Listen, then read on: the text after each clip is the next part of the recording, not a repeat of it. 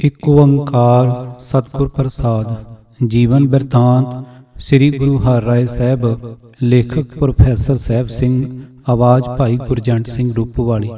ਵਾਹਿਗੁਰੂ ਜੀ ਕਾ ਖਾਲਸਾ ਵਾਹਿਗੁਰੂ ਜੀ ਕੀ ਫਤਿਹ। ਜਨਮ ਤਾਰੀਖ ਅਤੇ ਅਸਥਾਨ। ਸ੍ਰੀ ਗੁਰੂ ਹਰਗੋਬਿੰਦ ਸਾਹਿਬ ਜੀ ਦੇ 5 ਸਾਹਿਬਜ਼ਾਦੇ ਸਨ। ਬਾਬਾ ਗੁਰਦਿੱਤਾ ਜੀ, ਬਾਬਾ ਅਟਲ ਜੀ, ਬਾਬਾ ਸੂਰਜਮਲ ਜੀ, ਬਾਬਾ ਅਣੀ ਰਾਏ ਜੀ ਅਤੇ ਗੁਰੂ ਤੇਗ ਬਹਾਦਰ ਸਾਹਿਬ। ਬਾਬਾ ਗੁਰਦਿੱਤਾ ਜੀ ਦੇ 2 ਪੁੱਤਰ ਸਨ, ਬਾਬਾ ਧੀਰਮਲ ਜੀ ਅਤੇ ਗੁਰੂ ਹਰਿਰਾਏ ਸਾਹਿਬ। ਗੁਰੂ ਹਰਿਰਾਏ ਸਾਹਿਬ ਦਾ ਜਨਮ ਨਗਰ ਕੀਰਤਪੁਰ ਵਿੱਚ ਮਾਘ ਸੁਦੀ 13-19 ਮਾਘ ਸੰਮਤ 1687 ਮੁਤਾਬਕ 16 ਜਨਵਰੀ ਸਨ 1630 ਨੂੰ ਹੋਇਆ ਸੀ। ਕੀਰਤਪੁਰ ਜ਼ਿਲ੍ਹਾ ਹੁਸ਼ਿਆਰਪੁਰ ਵਿੱਚ ਹੈ। ਇਹ ਨਗਰ ਹਾੜ ਸੰਮਤ 1684 ਸਨ 1627 ਨੂੰ ਵਸਿਆ ਸੀ। ਦੂਣ ਹੰਡੂਰ ਦੇ ਰਾਜੇ ਤਾਰਾ ਚੰਦ ਤੋਂ ਜ਼ਮੀਨ ਲੈ ਕੇ ਗੁਰੂ ਹਰਗੋਬਿੰਦ ਸਾਹਿਬ ਦੇ ਹੁਕਮ ਨਾਲ ਬਾਬਾ ਗੁਰਦਿੱਤਾ ਜੀ ਨੇ ਵਸਾਇਆ ਸੀ। ਇਹ ਉਹੀ ਥਾਂ ਹੈ ਜਿੱਥੇ ਗੁਰੂ ਨਾਨਕ ਸਾਹਿਬ ਜੀ ਸਾਈਂ ਬੁੱਢਣ ਸ਼ਾਹ ਨੂੰ ਮਿਲੇ ਸਨ।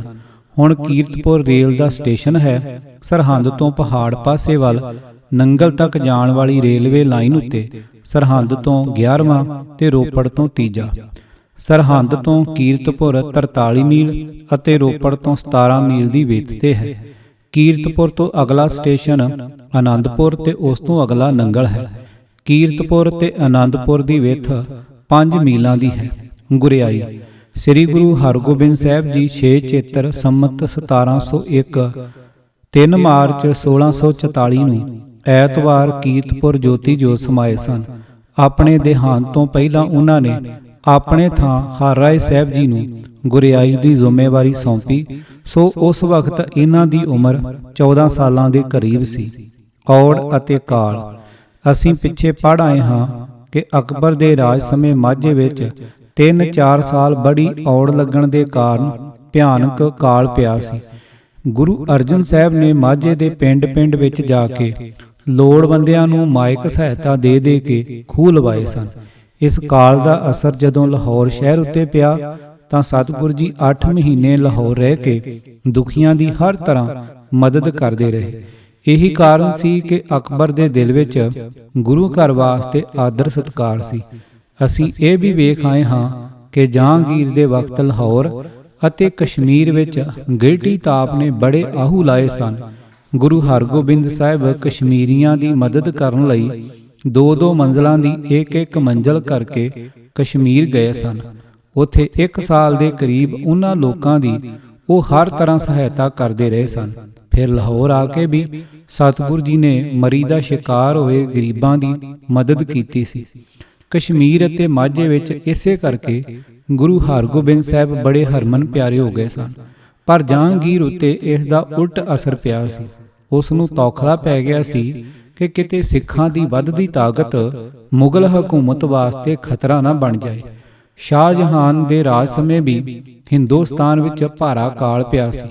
ਪਹਿਲਾਂ ਦੱਖਣ ਵਿੱਚ, ਫਿਰ ਕਸ਼ਮੀਰ ਵਿੱਚ ਅਤੇ ਫਿਰ ਪੰਜਾਬ ਵਿੱਚ। ਕਸ਼ਮੀਰ ਵਿੱਚ ਤਾਂ ਬਹੁਤੀ ਵਰਖਾ ਨੇ ਫਸਲ ਮਾਰ ਕਰ ਦਿੱਤੀ। ਦੱਖਣ ਅਤੇ ਪੰਜਾਬ ਵਿੱਚ ਔੜ ਨੇ ਲੋਕਾਂ ਨੂੰ ਆਤੁਰ ਕਰ ਦਿੱਤਾ। ਸੰਨ 1639 ਵਿੱਚ ਸ਼ਾਹਜਹਾਨ ਨੇ ਪੰਜਾਬ ਵਿੱਚ ਨਹਿਰਾਂ ਪਟਾਉਣ ਦੇ ਯਤਨ ਤਾਂ ਕੀਤੇ ਕਰਾਏ, ਪਰ ਫਿਰ ਵੀ ਸੰਨ 1646 ਵਿੱਚ ਇੱਥੇ ਕਾਲ ਪੈ ਹੀ ਗਿਆ। 3 ਕੁ ਸਾਲ ਬੜੀ ਔੜ ਲੱਗੀ ਰਹੀ। ਜਿੱਥੇ ਇਸ ਔੜ ਨੇ ਤਬਾਹੀ ਮਚਾਈ, ਲੋਕ ਰੋਟੀ ਦੀ ਇੱਕ ਬੁਰਕੀ ਤੋਂ ਆਤੁਰ ਹੋ ਗਏ। ਇੱਕ ਰੋਟੀ ਤੋਂ ਸਰੀਰਕ ਇੱਜ਼ਤ ਵੇਖ ਰਹੀ ਸੀ। ਮਨੁੱਖ ਮਨੁੱਖਾਂ ਨੂੰ ਖਾਣ ਲੱਗ ਪਏ। ਮਾਪੇ ਆਪਣੇ ਬੱਚਿਆਂ ਨੂੰ ਵੇਚ ਰਹੇ ਸਨ। ਸ਼ਾਹਜਹਾਨ ਨੇ ਸ਼ਾਹੀ ਖਜ਼ਾਨੇ ਵਿੱਚੋਂ 40,000 ਰੁਪਇਆ ਦੇ ਕੇ 10 ਲੰਗਰ ਖੁਲਾਏ ਸਨ। ਪਰ ਇਤਨੀ ਥੋੜੀ ਰਕਮ ਨਾਲ ਅਤੇ ਫਿਰ ਸਰਕਾਰੀ ਹਾਕਮਾਂ ਦੀ ਰਾਹੀਂ ਵਰਤੀ ਰਕਮ ਨਾਲ ਕਾਲ ਪੀੜਤਾਂ ਦੀ ਕਿੰਨੀ ਕੁ ਸਹਾਇਤਾ ਹੋ ਸਕਦੀ ਸੀ। ਗੁਰੂ ਹਰਿਰਾਏ ਸਾਹਿਬ ਦੇ ਸਾਹਮਣੇ ਆਪਣੇ ਦਾਦਾ ਅਤੇ ਪੜਦਾਦਾ ਜੀ ਦੇ ਪਾਏ ਪੂਰਨੇ ਮੌਜੂਦ ਸਨ। ਜਿਸ ਦਸਵੰਧ ਮਰਜ਼ਾਦਾ ਨੇ ਗੁਰੂ ਅਰਜਨ ਸਾਹਿਬ ਅਤੇ ਗੁਰੂ ਹਰਗੋਬਿੰਦ ਸਾਹਿਬ ਦੇ ਵੇਲੇ ਗਰੀਬਾਂ ਨੂੰ ਅਮੋਲਕ ਸਹਾਰਾ ਦਿੱਤਾ ਸੀ, ਉਹੀ ਦਸਵੰਧ ਹੁਣ ਵੀ ਕਾਲ ਪੀੜਤਾਂ ਲਈ ਥੰਮੀ ਸਾਬਤ ਹੋਇਆ। ਸਿੱਖਾਂ ਦੀ ਗਿਣਤੀ ਵੀ ਅੱਗੇ ਨਾਲੋਂ ਬਹੁਤ ਵੱਧ ਚੁੱਕੀ ਹੋਈ ਸੀ। ਹੋਰ ਪ੍ਰਾਂਤਾਂ ਵਿੱਚੋਂ ਸੁਖੀ ਵਸਦੇ ਸਿੱਖਾਂ ਨੇ ਦਿਲ ਖੋਲ੍ਹ ਕੇ ਮਾਇਆ ਭੇਜੀ, ਜੋ ਗੁਰੂ ਹਰਿਰਾਏ ਸਾਹਿਬ ਨੇ ਕਾਲ ਪੀੜਤਾਂ ਦੀ ਮਦਦ ਵਾਸਤੇ ਵਰਤੀ। ਮੰਦਰਾਂ ਵਿਰੁੱਧ ਸ਼ਾਹੀ ਹੁਕਮ। ਕੋਈ ਵੀ ਧਰਮ ਹੋਵੇ, ਕਿਤਨੇ ਹੀ ਉੱਚੇ ਆਦਰਸ਼ ਵਾਲਾ ਹੋਵੇ, ਜਦੋਂ ਉਹ ਸਿਰਫ ਰੀਤਾਂ ਰਸਮਾਂ ਦੀ ਹੱਦਬੰਦੀ ਵਿੱਚ ਆ ਜਾਂਦਾ ਹੈ, ਤਦੋਂ ਉਸ ਧਰਮ ਦੇ ਆਗੂ ਤੇ ਰਾਖੇ ਮਨੁੱਖਤਾ ਦੀ ਕਦਰ ਕਰਨ ਦੇ ਨਿਸ਼ਾਨੇ ਤੋਂ ਉੱਕ ਜਾਂਦੇ ਹਨ। ਨਵੇਂ-ਨਵੇਂ ਧਰਮ ਅਸਥਾਨ ਵੀ ਬਣਦੇ ਹੀ ਰਹਿੰਦੇ ਹਨ। ਫਿਰ ਵੀ ਧਾਰਮਿਕ ਕਿਰਿਆ ਧਰਮ ਅਸਥਾਨਾਂ ਦੇ ਅੰਦਰ ਹੀ ਰਹਿ ਜਾਂਦੀ ਹੈ। ਇਹ ਕਮਜ਼ੋਰੀ ਹਿੰਦੂ ਧਰਮ ਦੇ ਨੇਤਾ ਬ੍ਰਾਹਮਣ ਲੋਕਾਂ ਵਿੱਚ ਆ ਹੀ ਚੁੱਕੀ ਸੀ। ਖਲਕਤ ਦਾ ਭਲਾ ਚਾਹੁਣ ਵਾਲੇ ਹਰੇਕ ਵਿਅਕਤੀ ਦਾ ਹੱਕ ਤੇ ਫਰਜ਼ ਹੈ ਕਿ ਇਸ ਉਕਾਈ ਵੱਲੋਂ ਜਨਤਾ ਨੂੰ ਸੁਚੇਤ ਕਰੇ, ਪਰ ਇਹ ਹੱਕ ਕਿਸੇ ਦਾ ਵੀ ਨਹੀਂ ਕਿ ਤਲਵਾਰ ਦੇ ਡਰਾਵੇ ਦੇ ਕੇ ਕੁਰਾਹ ਤੋਂ ਵਰਜੇ। ਹਿੰਦੂ ਕੌਮ ਵਿੱਚ ਮੂਰਤੀ ਪੂਜਾ ਦਾ ਬਹੁਤ ਪ੍ਰਚਾਰ ਹੋ ਚੁੱਕਾ ਸੀ। ਇਹ ਮੂਰਤੀ ਪੂਜ ਮਨੁੱਖ ਨੂੰ ਮਨੁੱਖ ਜਾਤੀ ਦੀ ਸੇਵਾ ਵੱਲੋਂ ਹੋਰ ਵੀ ਅਵੇਸਲਾ ਕਰਦੀ ਹੈ। ਮੂਰਤੀ ਪੂਜ ਮਨੁੱਖ ਆਪਣੇ ਇਸ਼ਟ ਦੇਵਤੇ ਦੀ ਧੂਪ ਨੈਵੇਦ ਆਦਿਕ ਨਾਲ ਸੇਵਾ ਕਰਕੇ ਹੀ ਆਪਣੇ ਆਪ ਨੂੰ ਧਰਮੀ ਸਮਝੀ ਰੱਖਦਾ ਹੈ। ਮਨੁੱਖਾਂ ਦੇ ਦੁੱਖ ਸੁੱਖ ਵਿੱਚ ਭਾਈਵਾਲ ਬਣਨ ਦੀ ਉਹ ਲੋੜ ਮਹਿਸੂਸ ਨਹੀਂ ਕਰਦਾ। ਸਾਰੇ ਭਾਰਤ ਦੇ ਪਿੰਡ-ਪਿੰਡ, ਸ਼ਹਿਰ-ਸ਼ਹਿਰ ਵਿੱਚ ਹਿੰਦੂ ਮੰਦਰਾਂ ਦਾ ਜਾਲ ਵਿਛਿਆ ਹੋਇਆ ਸੀ।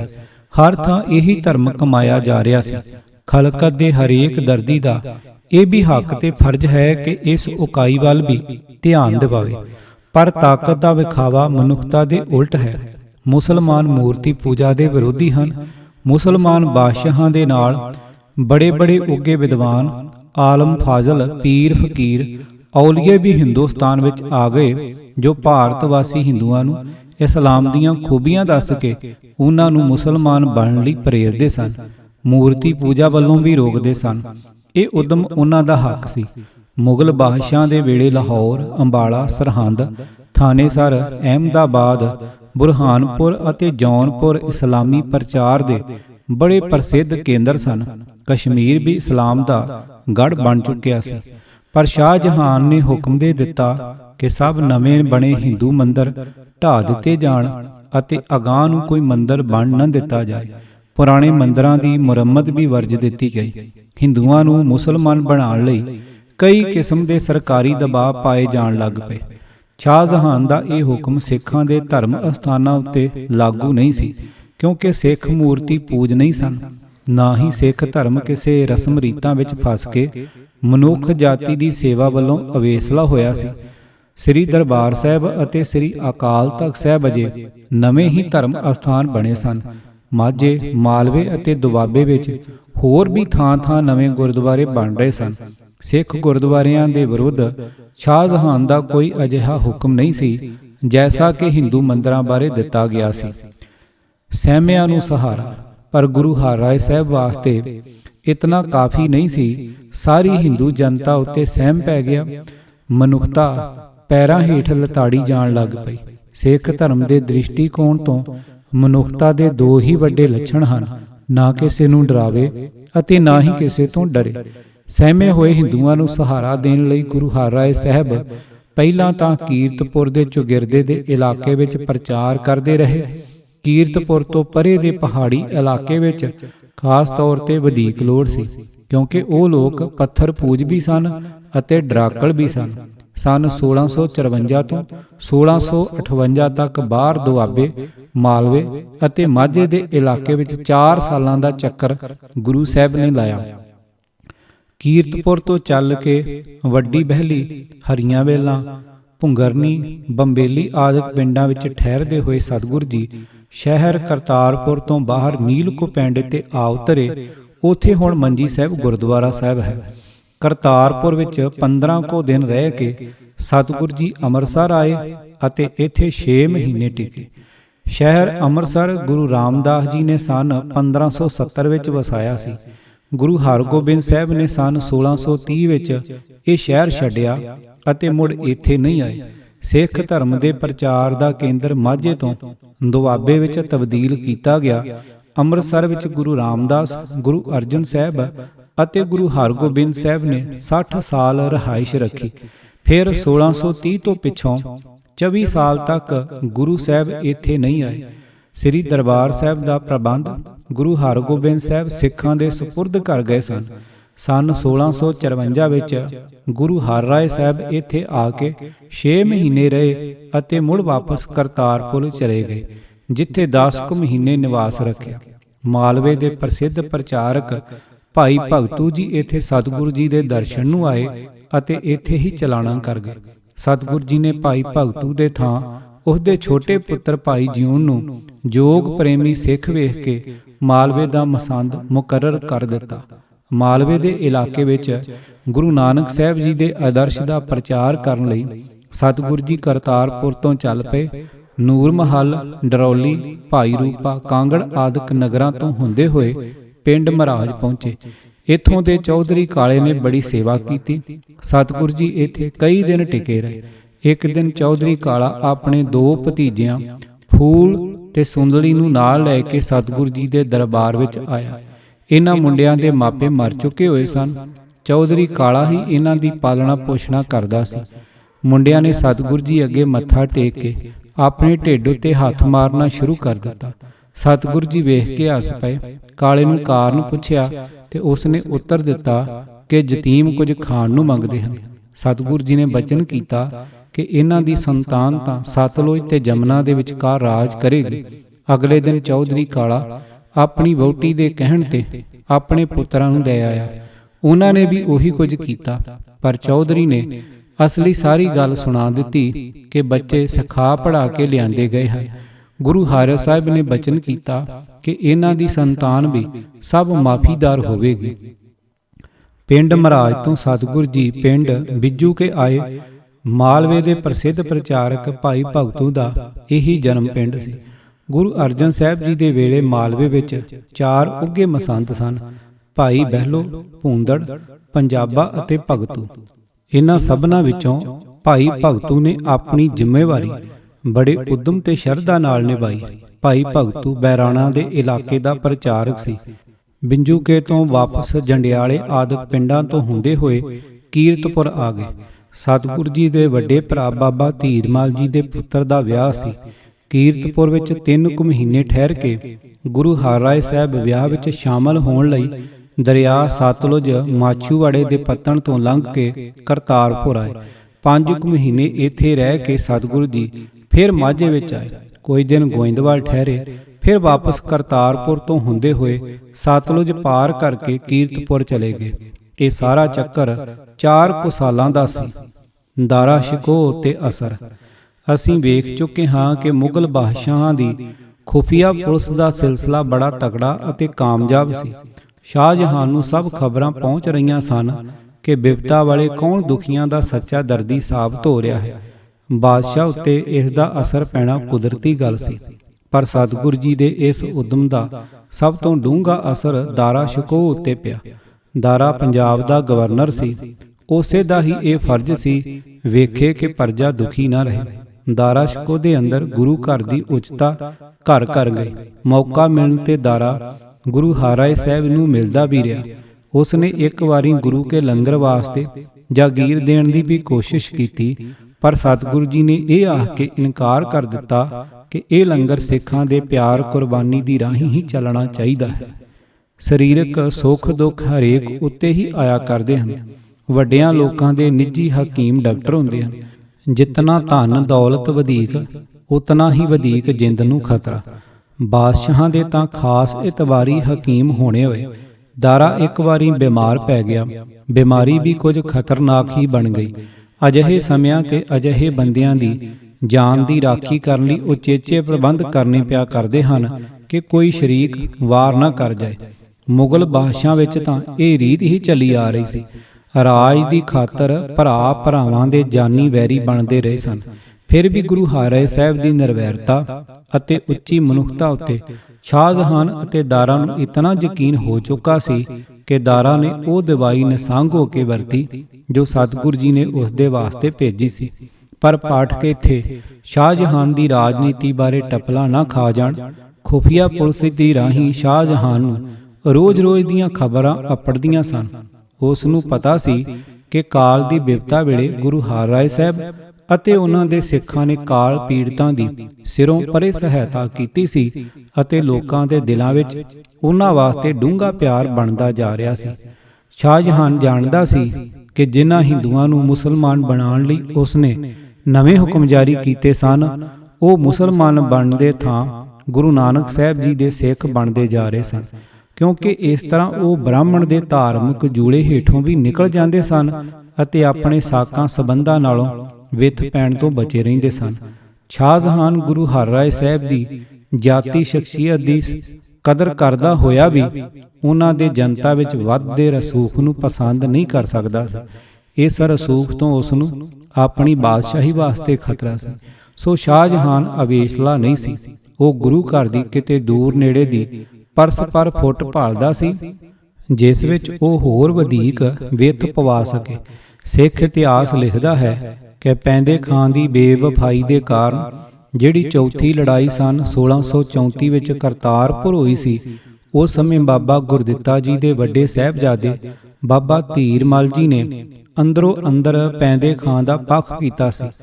ਸਿੱਖ ਧਰਮ ਅਤੇ ਸਿੱਖ ਕੌਮ ਦੇ ਵਿਰੋਧੀਆਂ ਨੂੰ ਇਹ ਘਰੋਗੀ ਫੁੱਟ ਕੁਦਰਤੀ ਤੌਰ ਤੇ ਚੰਗੀ ਲੱਗਣੀ ਸੀ। ਸ਼ਾਹਜਹਾਨ ਨੇ ਬਾਬਾ ਧੀਰ ਮਲ ਨੂੰ ਜਾਗੀਰ ਦੇ ਦਿੱਤੀ। ਆਗਰੇ ਦੇ ਥਾਂ ਦਿੱਲੀ ਰਾਜਧਾਨੀ। ਸਿਕੰਦਰ ਲੋਧੀ ਦੇ ਸਮੇਂ ਤੋਂ ਹਿੰਦੁਸਤਾਨ ਦੀ ਰਾਜਧਾਨੀ ਦਿੱਲੀ ਤੋਂ ਆਗਰੇ ਤਬਦੀਲ ਕੀਤੀ ਗਈ ਸੀ।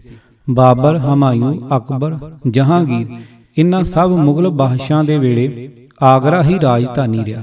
ਸ਼ਾਹਜਹਾਨ ਸਨ 1627 ਦੇ ਅਖੀਰ ਵਿੱਚ ਤਖਤ ਉੱਤੇ ਬੈਠਾ। ਆਗਰੇ ਹੀ ਉਸ ਦੀ ਤਾਜਪੋਸ਼ੀ ਦੀ ਰਸਮ ਹੋਈ ਸੀ। ਸਨ 1648 ਵਿੱਚ ਉਸਨੇ ਆਗਰੇ ਦੇ ਥਾਂ ਮੁੜ ਦਿੱਲੀ ਨੂੰ ਰਾਜਧਾਨੀ ਆ ਬਣਾਇਆ। 27 ਮਾਰਚ ਨੂੰ ਆਗਰਾ ਛੱਡ ਦਿੱਤਾ ਗਿਆ। 8 ਅਪ੍ਰੈਲ ਨੂੰ ਦਿੱਲੀ ਦੇ ਰਾਜਧਾਨੀ ਬਣਨ ਦੀ ਸ਼ਾਹੀ ਤੌਰ ਤੇ ਰਸਮ ਅਦਾ ਕੀਤੀ ਗਈ। ਆਗਰਾ ਦਿੱਲੀ ਤੋਂ 125 ਮੀਲਾਂ ਦੀ ਵਿੱਥ ਤੇ ਦੱਖਣ ਪੂਰਬ ਦੀ ਗੁੱਠ ਵਿੱਚ ਹੈ। ਦਿੱਲੀ ਦੇ ਰਾਜਧਾਨੀ ਬਣਨ ਨਾਲ ਮੁਗਲ ਬਾਦਸ਼ਾਹ ਪੰਜਾਬ ਤੋਂ ਅੱਗੇ ਨਾਲੋਂ 125 ਮੀਲ ਨੇੜੇ ਹੋ ਗਿਆ। ਸ਼ਾਹੀ ਤਖਤ ਵਾਸਤੇ ਦੌੜ ਭੱਜ। ਸ਼ਾਹਜਹਾਨ ਦੇ 4 ਪੁੱਤਰ ਸਨ, ਦਾਰਾ ਸ਼ਿਕੋ, ਸ਼ੁਜਾ, ਔਰੰਗਜ਼ੇਬ ਅਤੇ ਮੁਰਾਦ।